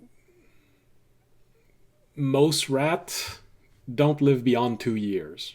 Now some sometimes live up to 3 years, but the normal lifespan of a rat is between 12 and 18 months.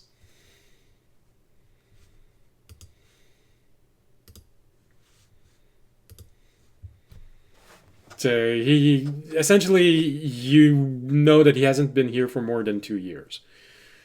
It's somewhere between a few months and a year and a half.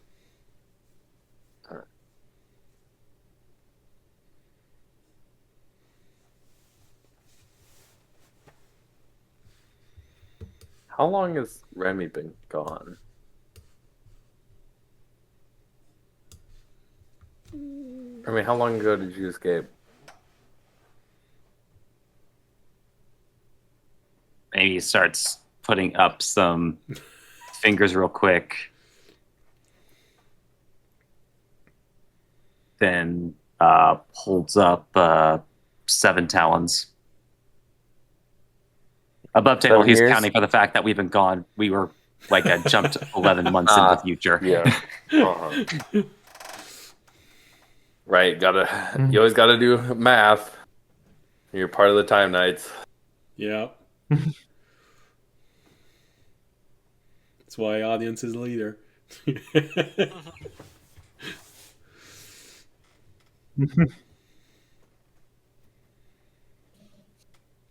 Audience, you got any better food?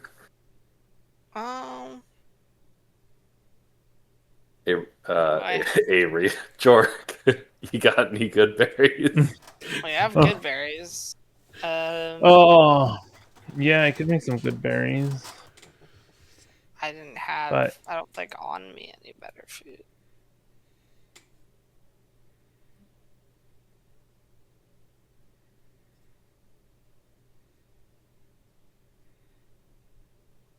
So is that it?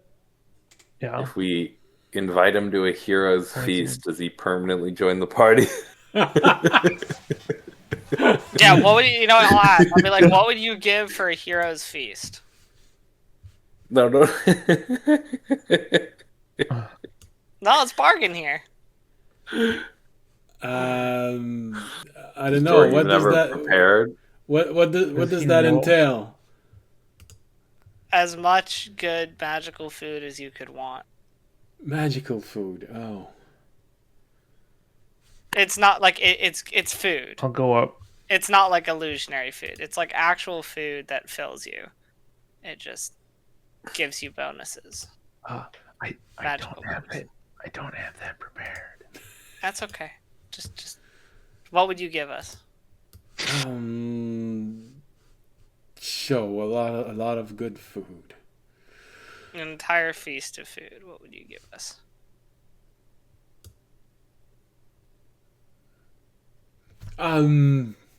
Yeah, I good food, good information. A lot of food, a lot of questions. That's as simple as that. Cool. If we didn't have the food with us right now, would you allow us to come and take you with us and not try and eat us if we came to take you with us? He looks at all of you for a moment. He looks at you, audience. He says, well, if I've been told right, you see the singular eye staring at you, audience. You have to personally promise on the lives of your friends that you will not harm me. You will give me food. And if you don't want me nearby, you'll let me go and not kill me. And his eye, once again, really stares intently at you, audience. He says, Okay. You have to promise. Okay. I won't promise on the lives of my friends, but I No, will no, promise no, on... no, no, no, no, no. You promise on the most precious things you have right now. Things you can't imagine. I gotta get all my friends to agree that I'm allowed to promise their lives. I can't just do that. I'll like look at everyone. I'm like, can we promise that we're not gonna harm this thing and feed it if we bring it with us? If it promises not to eat us. But why are Mm. we? Because if we bring it with us, we can ask it questions later, and then we can let it go. And we don't have a hero's feast with us, right? And we can figure out where the wizard went, probably. It's only been it was this tower was empty when it got here. Yeah, but it might know something. What are we really giving up here to not question? Like over 1,000 platinum or gold. Sorry. Does the hero's feast cost 1,000? Yeah. Well, I'm sure we could It's also... a very Mhm. expensive chalice that needs to be made. I see. Well, we don't have to go into hero's feast. We could also just have like an innkeeper prepare it like a lot of food, which would cost a lot less. Yeah.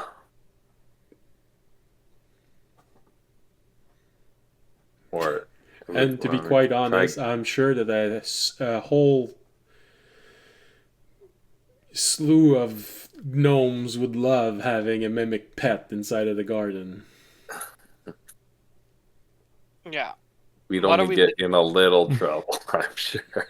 Yeah. What are we really promises not to harm anyone? Why don't we just start with the good berries and see how far we get? Okay. Mm-hmm.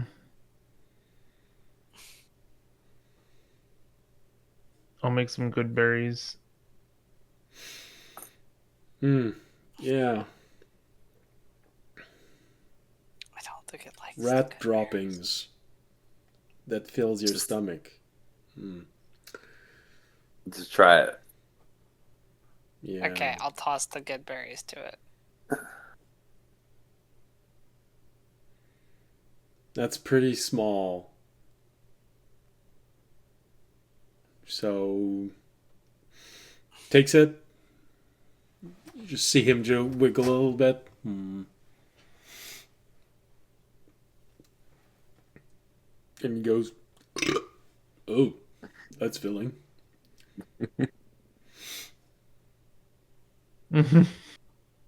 But not tasteful. Wait. Do you think we just satiated him and now he won't give us any more food? I feel like mimics are the kind of thing that Are not easily satiated. yeah. They can last for months, if not years, without eating. But that's mostly because they kind of hibernate. But no, they're bottomless pit. Well, that wasn't a lot, and that's not gonna be good for a long time. But it was good. So yeah, you can ask two good questions, two big questions. Two big questions. Yeah. All right, go ahead, guys. I've kind of want Remy to ask what he wants to ask. This is his place. Or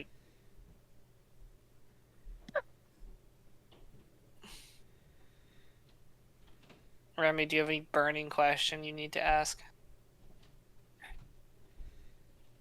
It's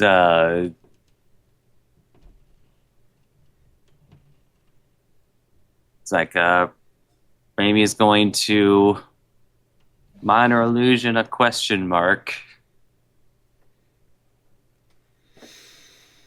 Then he's going to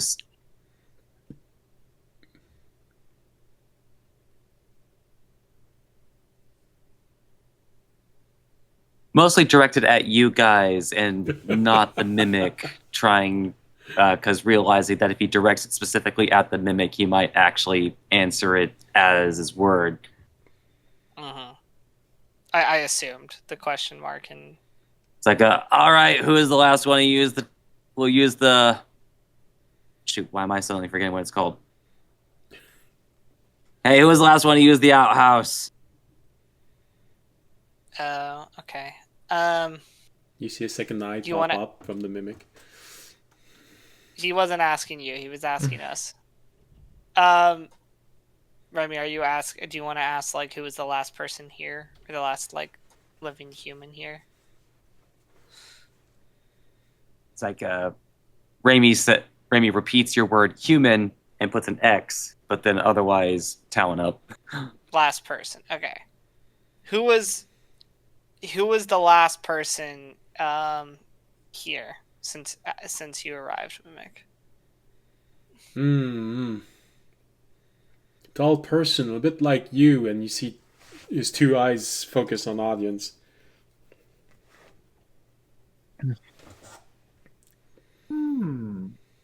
Okay.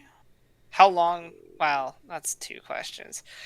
Do we want to know how long? Do we want to know how long ago that was? Or did while he was here? Remy, do you want to minor illusion the dude? He doesn't know. He doesn't do time well. Well, it's not that he doesn't do it well. It's that he doesn't have time reference. Yeah. Yeah. Should we ask what he did while he was here? I think he's been sitting in this corner eating shit that comes in. Yeah, but you might know. Oh, the other dude that came. Yeah, sorry. Yeah, yes. No, I want to know what the mimic's been doing. Freaking Fisher. Come on, man.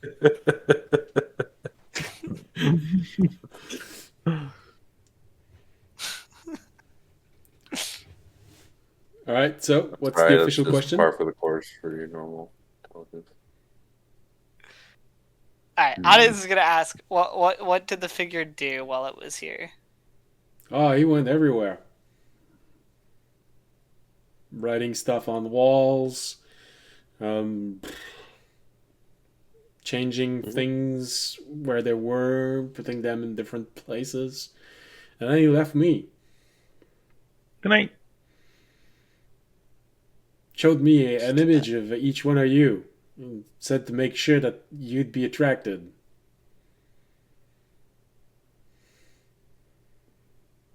Okay, so it wasn't the wizard that set this place, it was Dragonborn. Interesting. Interesting. I don't know who made the place, but I know who brought me here, and he went everywhere. Yeah, so all these traps are his doing, not... Did he bring you here? Yeah.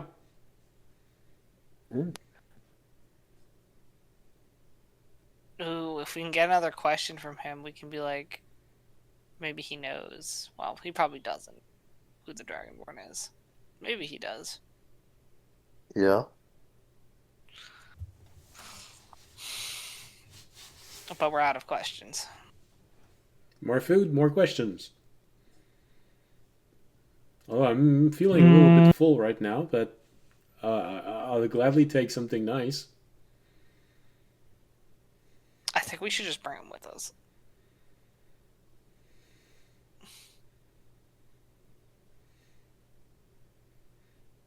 Alright. Do you need Mimic? This isn't a question that you require food because it revolves around your own safety. Do you require oxygen or not? I don't know Mimic anatomy. Like, can you sit in an interdimensional storage that would technically run out of oxygen or no? I can sleep for a while.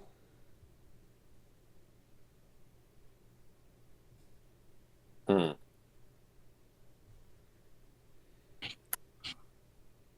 I mean, we have seen mimics in pretty low oxygen areas. It would probably be fine for at least a lot longer than we would be if we were going to leave this place soon afterwards.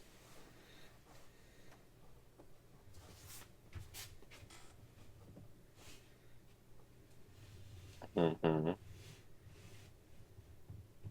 Is there anything else we want to do here? I assume if that dragon's here, it's cleaned up everything. Because that means it's probably taken everything that the wizard would I have mean, left. there might. Yeah, but it might have left something. I mean, we can check. Either on purpose or on accident. I mean, it did leave the Which- mimic specifically in this room, so maybe there was something. Yeah. wanted I think it regard. wanted us to go into the room.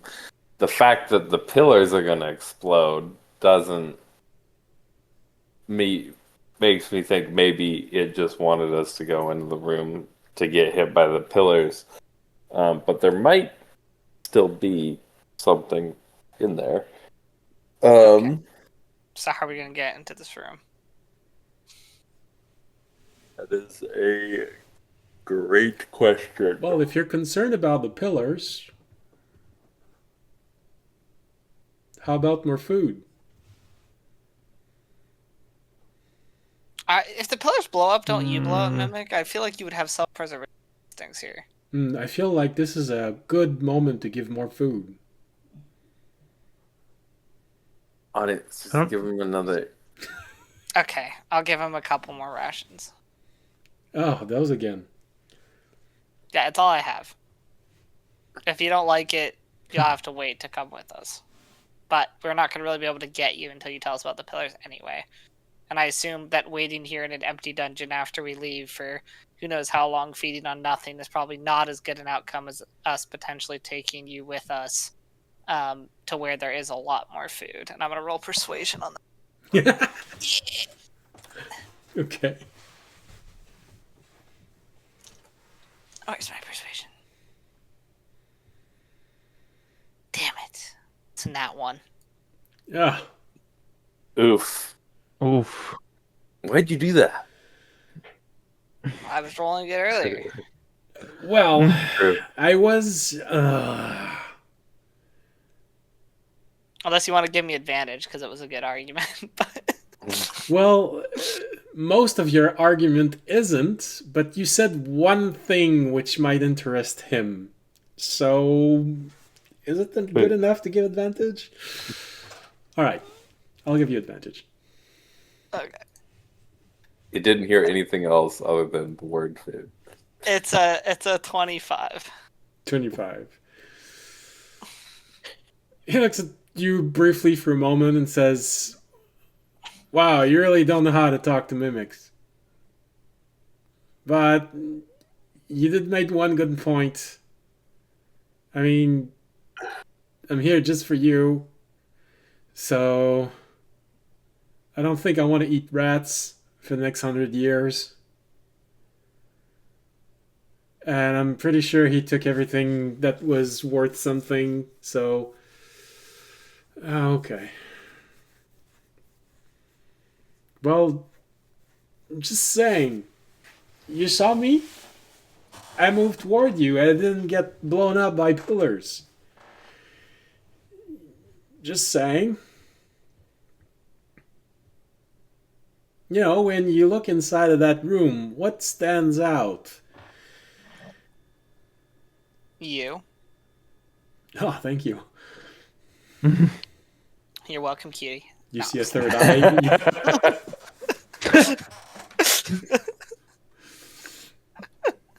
You see a third eye appear. You know, now you have three eyes watching you. But you know, just looking at the room, isn't there something that just pops up? Oh, You know, bed. we've got a wardrobe on bed. the wall. We've got a bed near a wall. We got another wardrobe in a wall. I was near a wall. There's a desk on a wall.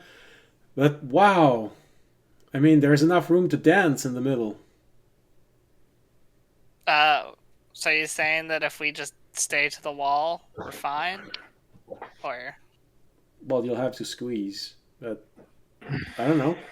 I stayed near the walls, and I was told to stay near the walls. okay. Audience is gonna try squeezing along the wall and see if anything triggers. Okay. It is a very tight fit. You know, it's sort of like a 2.5 feet wide.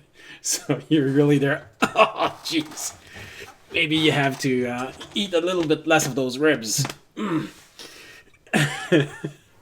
No. No, not an option.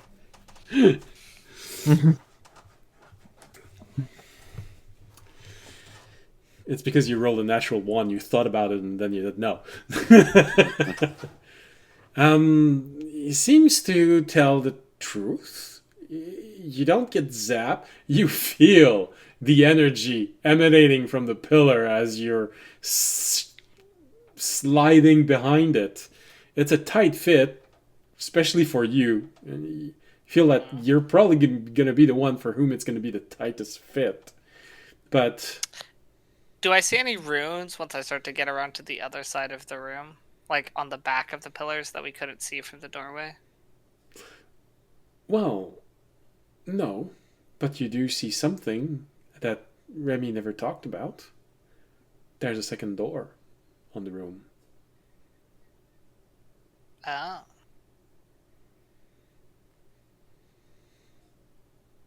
There is another door on the other side of the room. Remy, you've never been through that door. You don't know what is on the other side. Mimic, do you know what's on the other side of this door? No. But if you have a little bit more food, I might be able to say something more. I only have rations. Do you want more rations?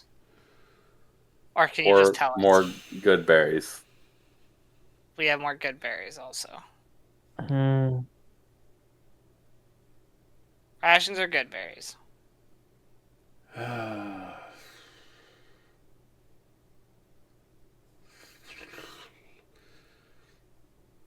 And you promise Listen, you promise you won't leave me here. I promise I won't leave you here to harm either us or any of the denizens of the place that we take you.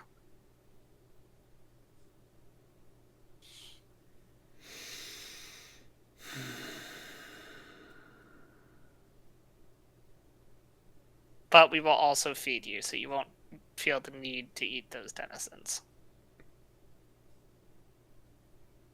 And you have someplace dark? Yeah, we have someplace dark. That can be arranged.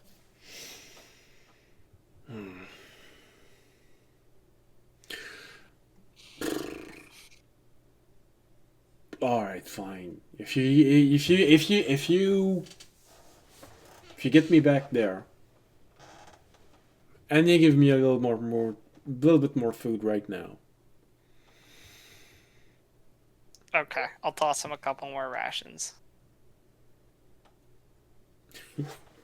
He slaps them and slide them inside of him.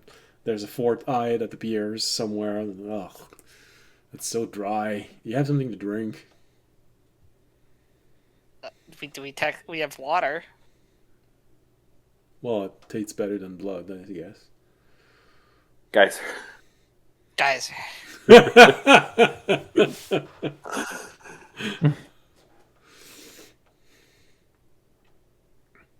I'll look at Remy. Give the mimic some water. Pulls out the decanter.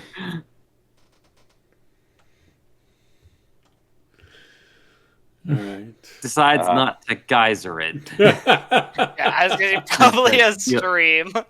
It's like, oh, well, it's also does a D4 of damage, so Yeah, you'll settle for fountain.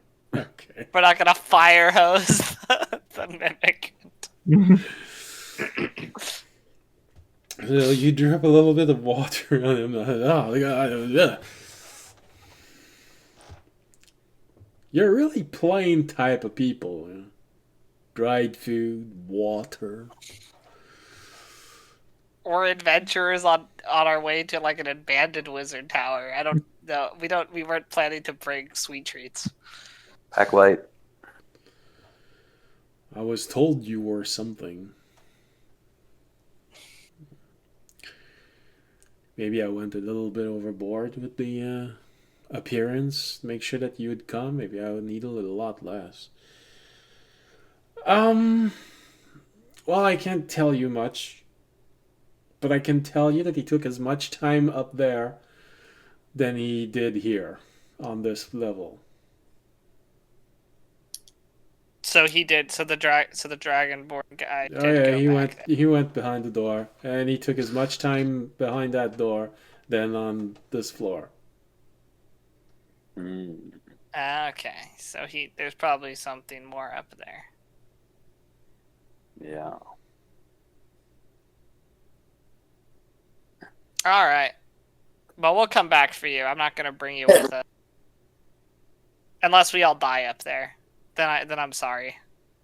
We won't be able to take you with us.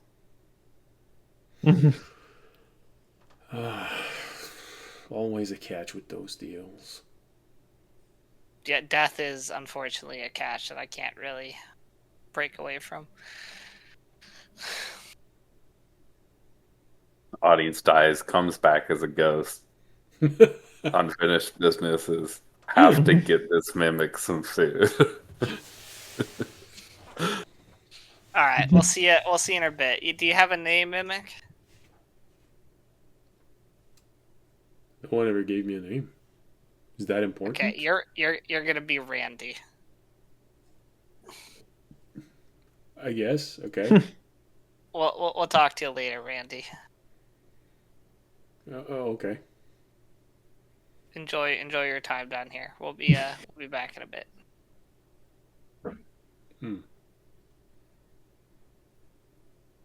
Okay.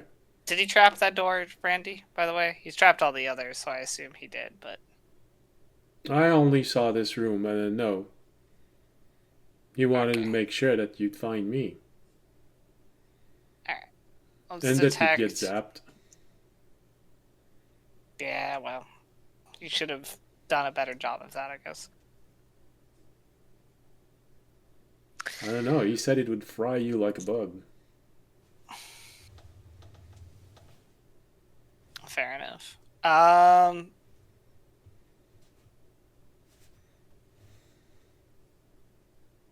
Okay. Audience is gonna look towards Fisher and be like, let's check these doors. And then we'll go up. All right. Yeah, Stay brave. Thanks. always. I don't know why you have to. He just said that. He said that to me before he left. So What a considerate guy. Maybe we got this guy out wrong. Yeah. I don't know. He wasn't talking like you. He said it more like, "Stay brave." You know, it's a bit Okay. weird. What color dragon was he, by the way?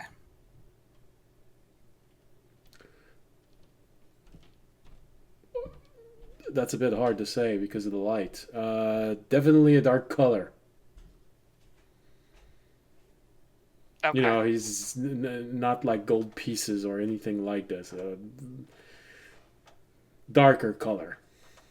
Like closer to either black or green or something. Yeah. Dark. It could have been blue also. You know, that's a been pretty blue. dark color. So somewhere in the range of blue, black, or okay.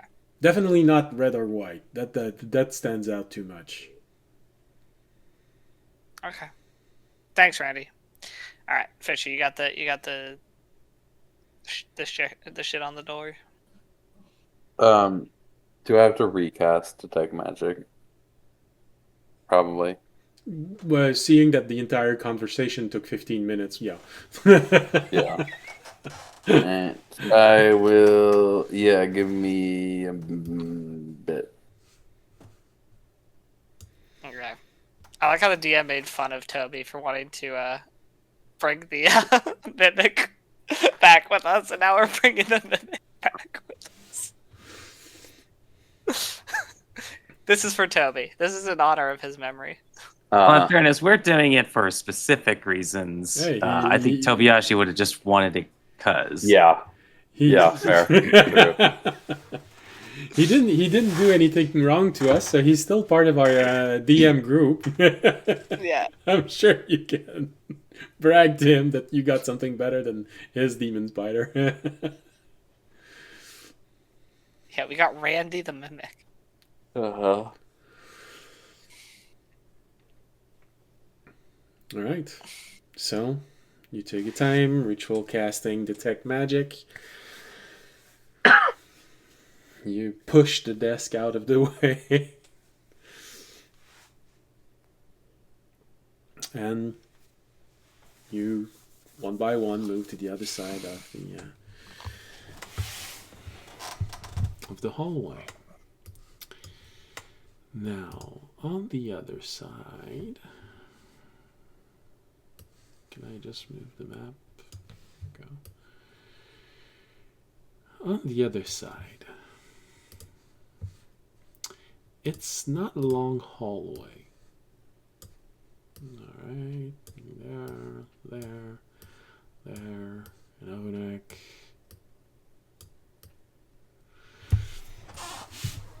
You push open the door and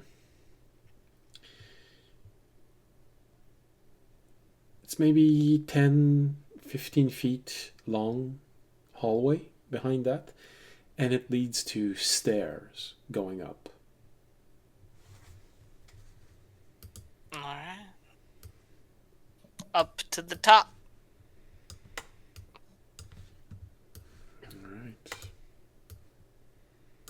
Gulp. So. Yeah. Everybody ready? Yeah. Audience will cast a divine sense to see if there's something. Also, let's check our jar. Our blob in the jar. How's the vibe? Does it think there's like a bigger threat up these stairs? Well, that's the problem. You can't know what kind of threat it is. He is just able to tell you if you are in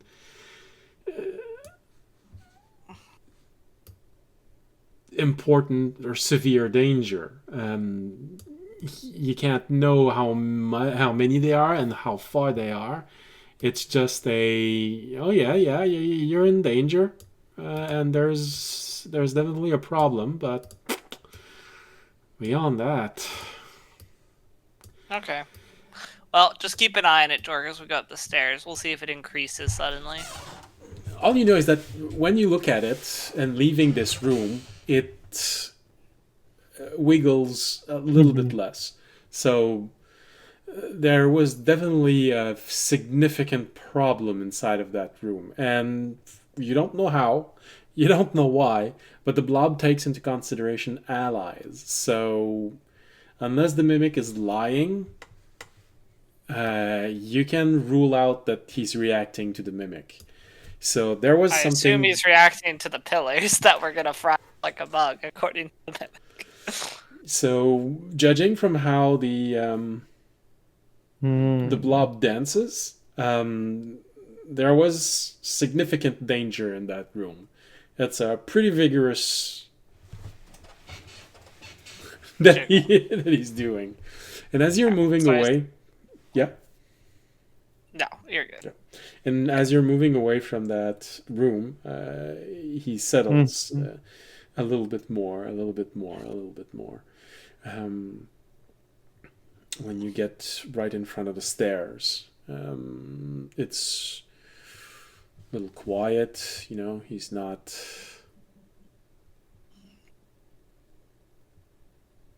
Busting a move like it's the end of the world, you know. It's okay. All right. Well, audience feel more confident. We'll walk up the stairs. All right, you walk up the stairs. There's a little increase, not a big one, but there is a little increase in the speed at which it's moving inside of the jar. When you reach the top. Is there like a door? It opens up in landing. I'm just trying to hide the parts because that's something Remy doesn't know. And for Remy, it's sort of mind-blowing, but also not. But you're moving upstairs. There's another floor to this place where you spent most of your life that you know nothing about.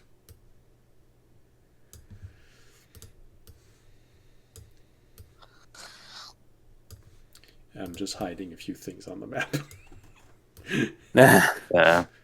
Just starts playing Doctor Who music as he looks at the door. Okay. There we go.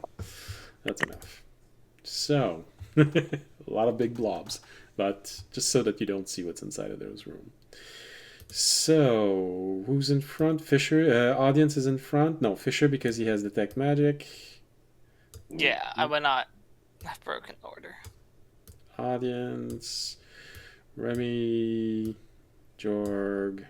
Ognek. So, you move up the stairs, and it's a small landing, and it turns directly. Fisher, when you arrive there, there's sort of a, oh, god damn it, not again. There's a door at maybe 10 feet away from where you are, and there's a glyph on it. There's a hallway right next to you. Look at it and just peek inside, and you see... Well, once again, you get the sensors, which are placed usually at the end of halls, that lets you know that someone is definitely watching once again. But you don't see... No, actually, you do see one. You see a illusory glyph on the wall. One which you know that if you get within a certain distance, someone's going to appear and try to grab your hands. Or body or something like this. It's at the end of the hall. Going up. There's an explosive one in the door at the end of the hall that goes up. You've got a person trying to kill you by smothering you, illusion, glyph, and a sensor looking down the hallway. Remy, can you shoot from here the illusionary sensory glyph thing, or throw your dagger to like chip it so that it doesn't work? Wait, how far is it?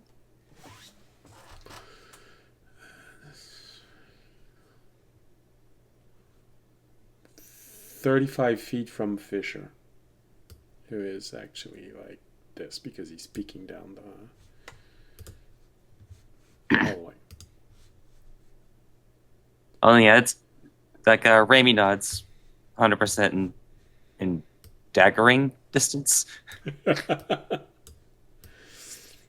right, let's break that. Let's break that illusion or that. Thing. Yeah, actually, this is just a situation where, like, yeah, you can just keep throwing the good boy over and over at the wall. Just like, Oh, I thought you were going to use an exploding dagger. Okay, so you take the good points. well, the thing is, if you use an exploding dagger, it might break other things. Yeah. It's just I've been waiting so long for you to use the exploding option stealthed. So you've actually never used that feature since you got them. You thought about It using is it. a little bit ironic because every time I use the exploding version, it's because I want it to be heard.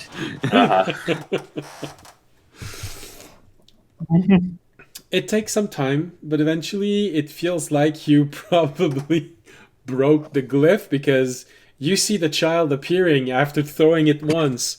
And then the child starts moving, but it's like inside of a game lagging. He moves and then reappears a little 5 feet behind and moves again and stops there and moves in place, and then he turns and goes back. He turns and he sees you. He starts talking and then he fades away.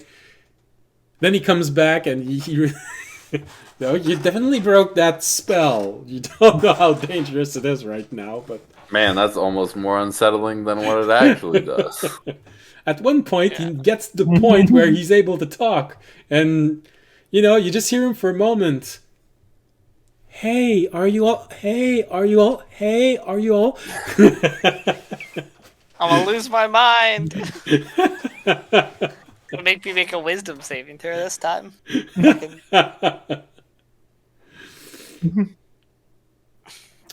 Throw your dagger a few more time, and eventually the glyph completely breaks.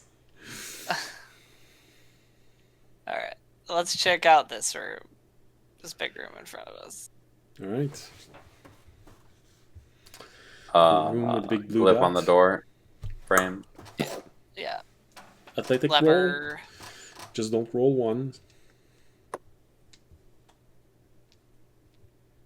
Natural one. Didn't roll one. Okay. Alright. The 18. So.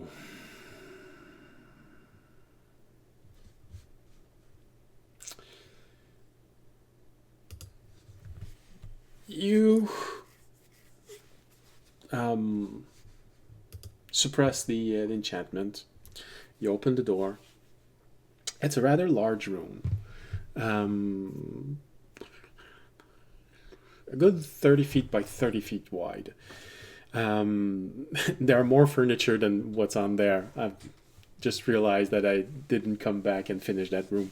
There are actually a lot of hammocks strung everywhere. There's enough hammocks to have maybe, I don't know, 20 people sleeping in here. Contrary to every other room except the library and the laboratory. No, actually, that now I really should have said lavatory.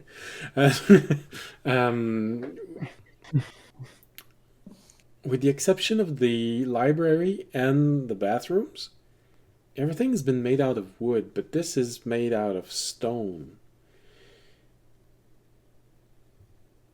Probably the ones that it feels the most familiar to would be audience, because you've lived in what essentially is a barrack. It feels like that when you enter this room. The way that the hammocks are strong, the chest at the near each one of those hammocks, it does feel like the chest that a guard would be able to put his things inside. Just the one table in one corner, big enough to have half of the room eat on it at the same time. There was security in here. Guards. And judging from that, more than just a few. Oh Okay. Well, let's just see if there's anything in here besides just a chest. It takes a little bit of it takes a while to go through every one of those chests. It does help with Fisher with his detect magic, as he detects one chest that has something magical about it. The other ones, it's just broken down day-to-day stuff.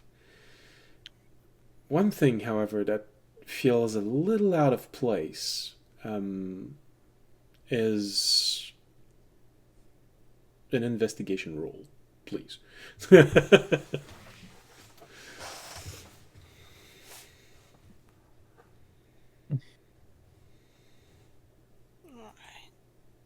I got it now one. Damn. So Fisher is focused on the chest that has magic.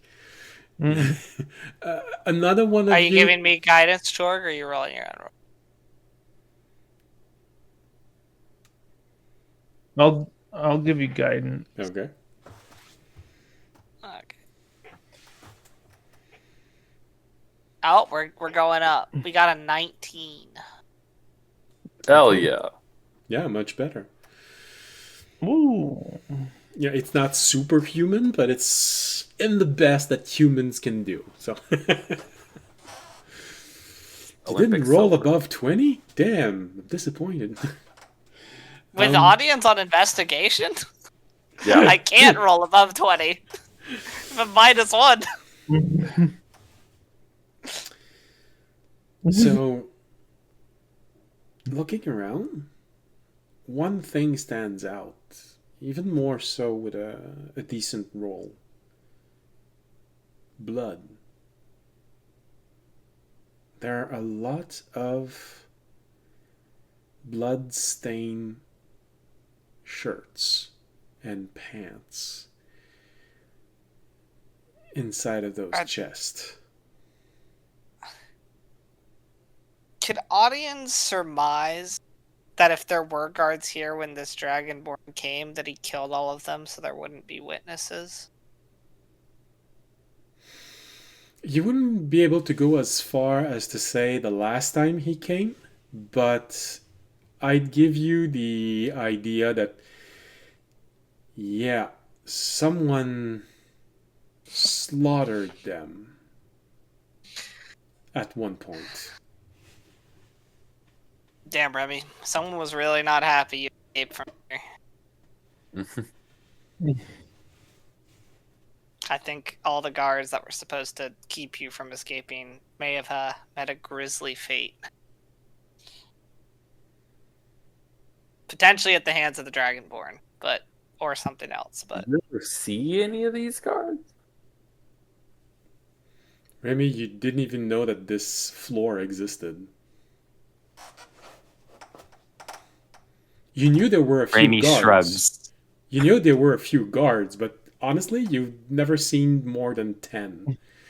And there's enough here for 20. And there's another big room that you hadn't searched on the first floor. So maybe they lived on the first floor. Those that you saw.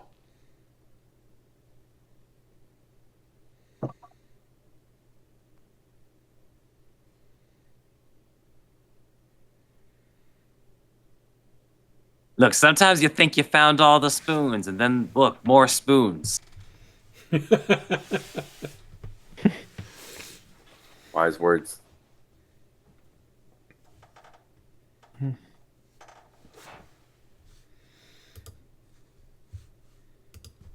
You have Ronak just saying, this is getting confusing. You know, we are talking to living implements about someone who is mad, and yeah. I'm gonna be honest, I think we should go through this floor fairly. I think we can surmise if the Dragonborn literally came back, which we were told, we're not gonna find anything like obvious. It's gonna be in a room. Like, I think we should look for. I think most of these rooms are just gonna look the same to downstairs. Uh-huh. Fisher, Terry I and I think would that point out one thing as audience is talking. Is, well, there's one room you didn't look into it because you were afraid that there was something bad would happen. You didn't search the owner of this place's room because the center would have gotten you fried. But 2 wardrobe, a bed, and a desk might have been something in there. yeah. That is true.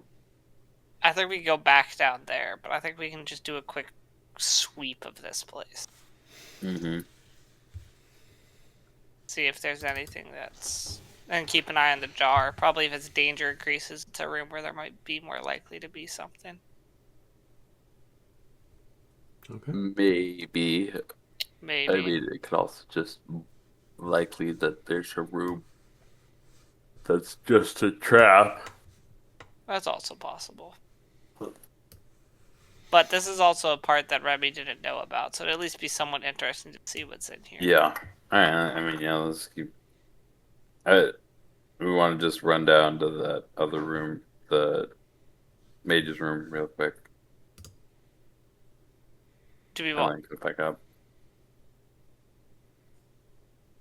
Oh, we can. I think we could just keep going and go back, honestly. Maybe there'll be more clues of Yeah.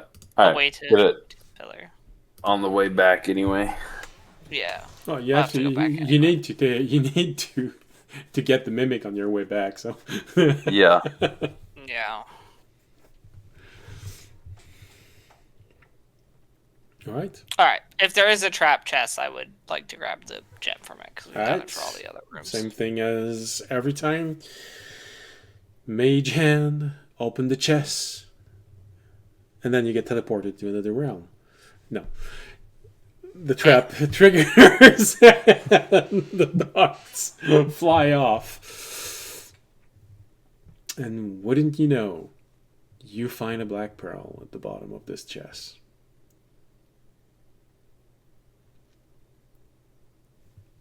Put it inside the bag, and you're ready to start moving out again. Mhm. So, you go down the corridor and start walking. Audience, no, it's Fargo, if I'm not mistaken. So it's Fisher, audience, Remy, Jorg, and Onak. All right. We start going by a frog, audience, Fisher, Ramy, Oranek, and then Jorg, just for the word. You can. It's okay that the darkness will just follow you everywhere you go because the light is in front of you. Remember how well that ended last time? Worth it. Worth it? Okay. No.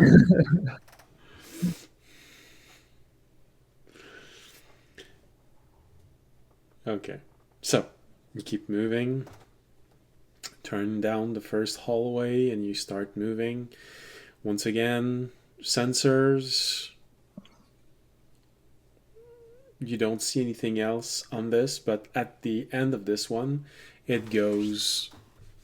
You see that it turns left and right. So, you move up. Fisher peeks out. And as you peek out, there's a lot of activity in this hallway. You sort of have a little moment when you look to your left, because there's a door and there's a glyph on the door frame. Another one of those explodey glyph. The door is literally inches away from you, and the glyph is inches away from your head. But, if it's the same thing as the other doors, as long as you don't open the door, you're okay. There's a room there. And the hallway turns almost immediately, going you don't know where exactly. You are able to see a door from your angle, and there's a glyph on that door going down. So at J 8, there's another door, and the glyph is there. You can't see further than that. The hallway going up, you do notice that there's an opening on each side, maybe 25 feet away from where you are. But the hallway continues, and another 10 feet later, you see two doors, one going right, one going left. But it's just outside of the reach of the detect magic, which is 30 feet.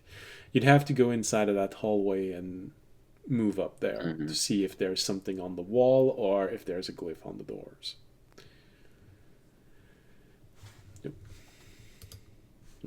Yeah, let's go up. All right. Everyone agrees with going up? Yep. Okay. Mm-hmm. Keep moving. Up, up, up. All right, so you keep moving, and can I grab everything, but not the cameras? Yes, I can grab everything except the cameras. Good, good.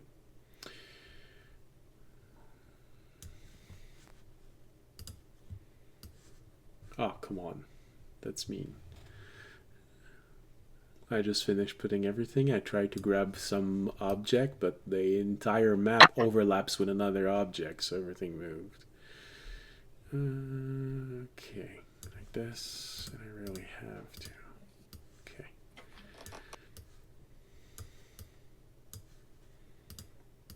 I'm running out of big circles.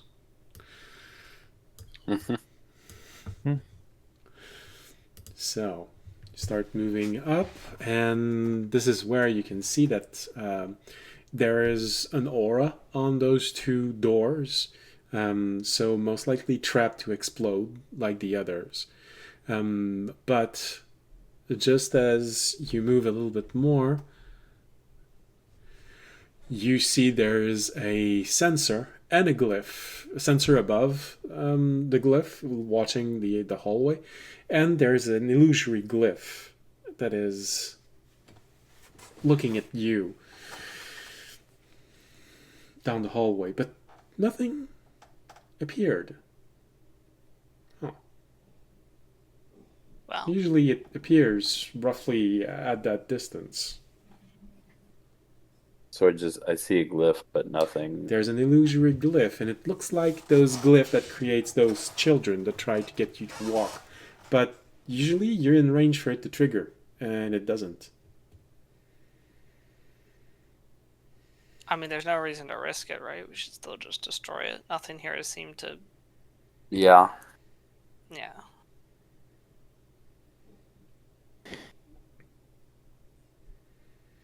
Remy, you want to take it out?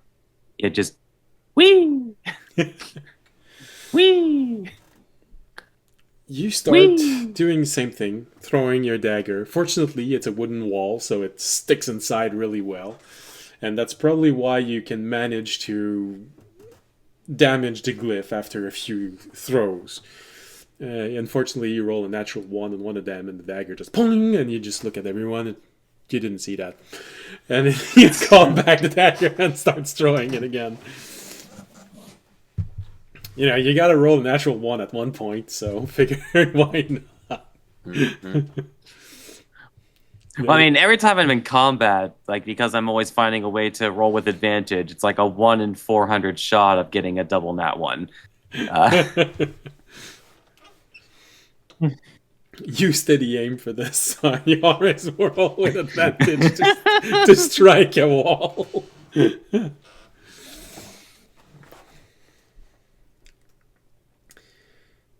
The glyph slowly seems to deteriorate, but at one point, you probably start regretting doing that because you break the glyph, and suddenly there's a slew of children that appears.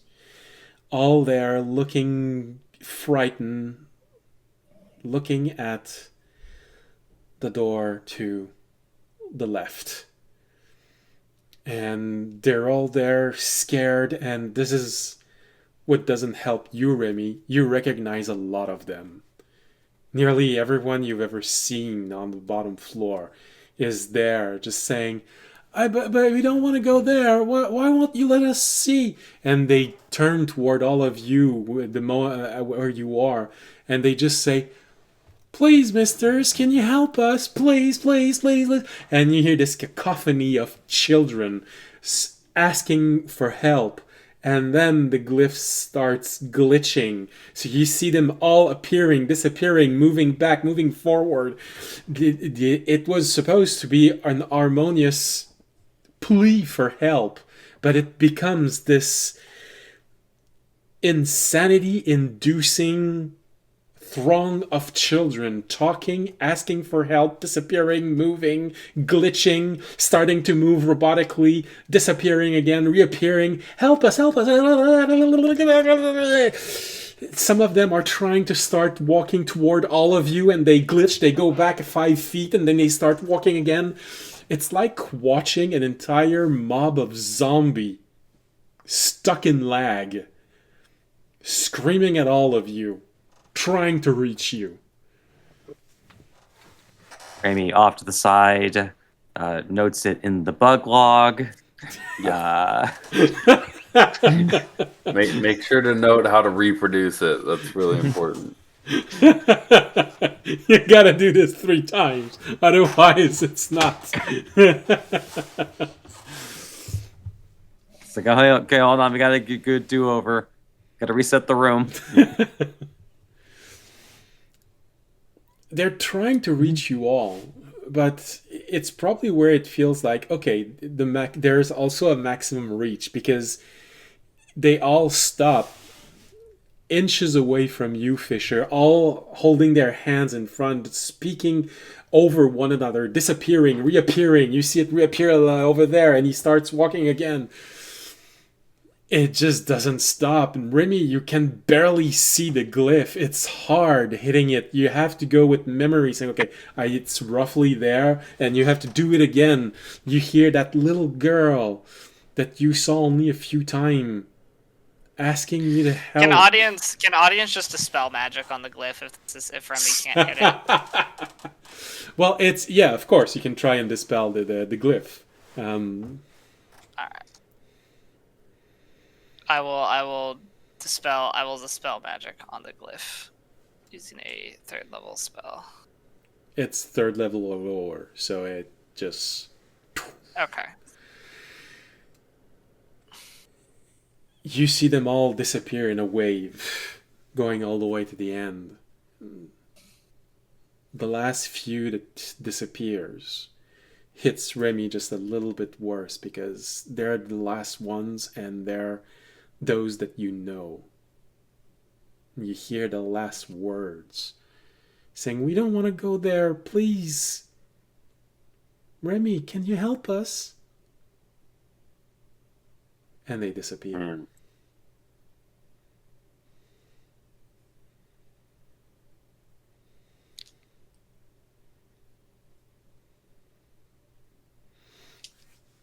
And the hallway is quiet. Well, if that was his big trap, that was kind of disappointing.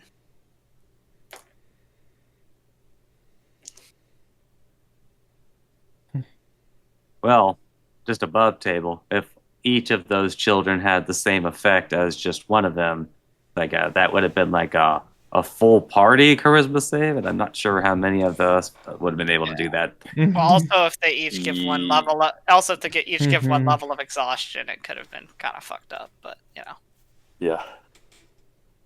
Mm-hmm. All right. I just had that tea. Yeah. I gotta go to bed. Yeah. it is almost 11, which is our stopping point. That's because we had a longer than usual break. You were. Let's just finish with what you were about to say, Fisher. I was going to say I would probably go Just up into one of the rooms on the sides here. Okay, just maybe 15 feet away, going to the side room. Those with the big gray and green blob. Yeah. Okay. All right, so that's gonna be what's gonna happen next episode. I'm gonna move you all the way to the entrance, so I know that this is where you're supposed to all be.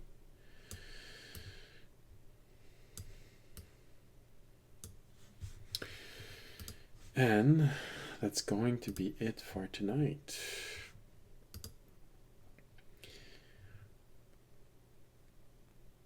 I'll make a note of it.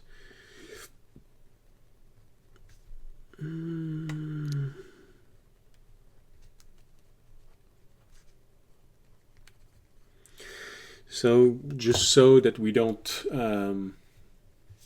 talk about this for the next 30 minutes, the question that I'm going to ask you, Remy, is after seeing all of this,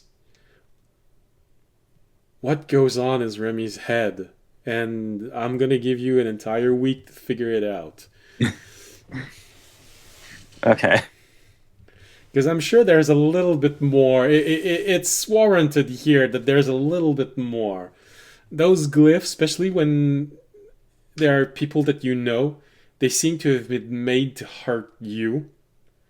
So there's a double intent here of hurting your entire party and hurting you, trying to push you to go help them or see them as something terrible happens, while weakening you so much that you would be unable to really...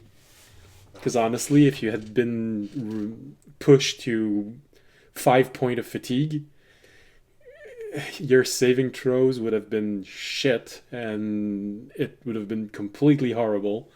So... I mean, not just that. Like, after 5, he just wouldn't be able to move at all. You'd be stuck with that despair. Well, no, 6 is dead. 5 is dead, yeah, all 5. your skills and saving throws suck. You have 0 movement. You want to be dead. 5 is you want to be dead. So, yeah, I'm gonna give you an entire week to figure out how you answer that, because it could be a very simple answer, but it could possibly be a very complex answer for Remy. So you have an entire week to figure out how does Remy feel about that, and the fact that it glitched and you saw this nightmarishly. Oh, Jar's internet went down. Oh. That's fine. Oh, That's okay. Internet's been weird tonight. So, hold on. This means...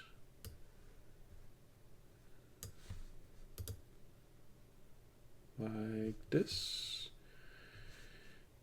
It's back. My internet went down. That's back. That's okay. We're basically doing the outro. We're not doing it. So. Okay, so that's... Yeah, I figured.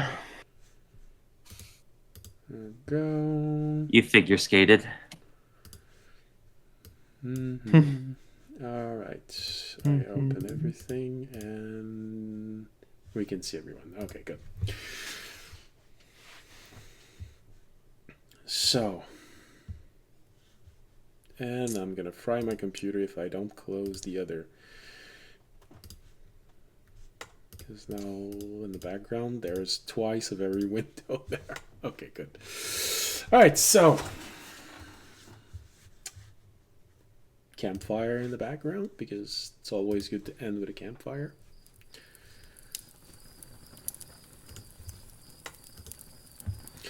All right. So, thank you for watching. Sorry for all of the internet problem tonight. It was an impressive one that I had.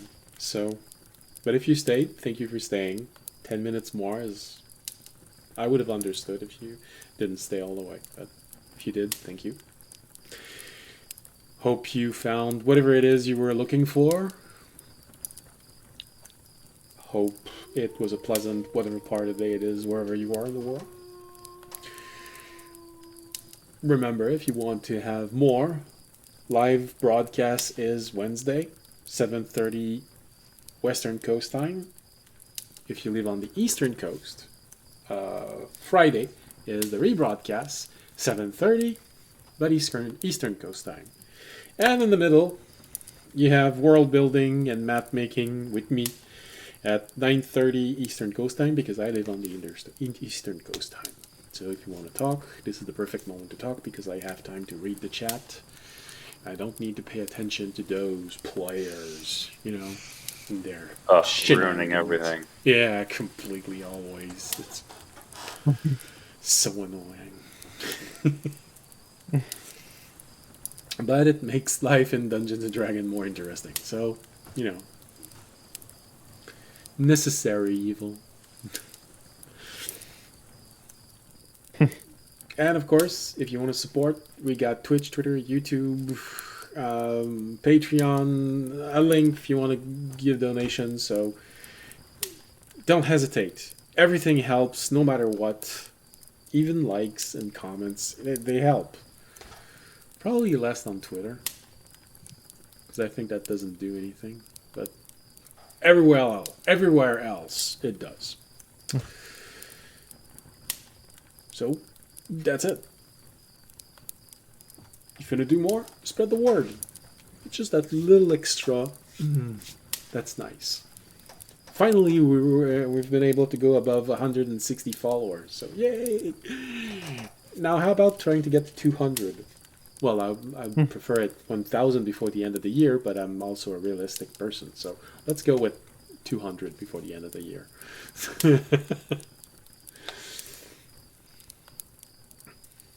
It'll be Christmas. I have to be hopeful. So, thank you for watching. Thank you for staying. Hope to see you next week. And as always, stay safe and stay healthy. Good night. Good night. Hey. Good night. Good night.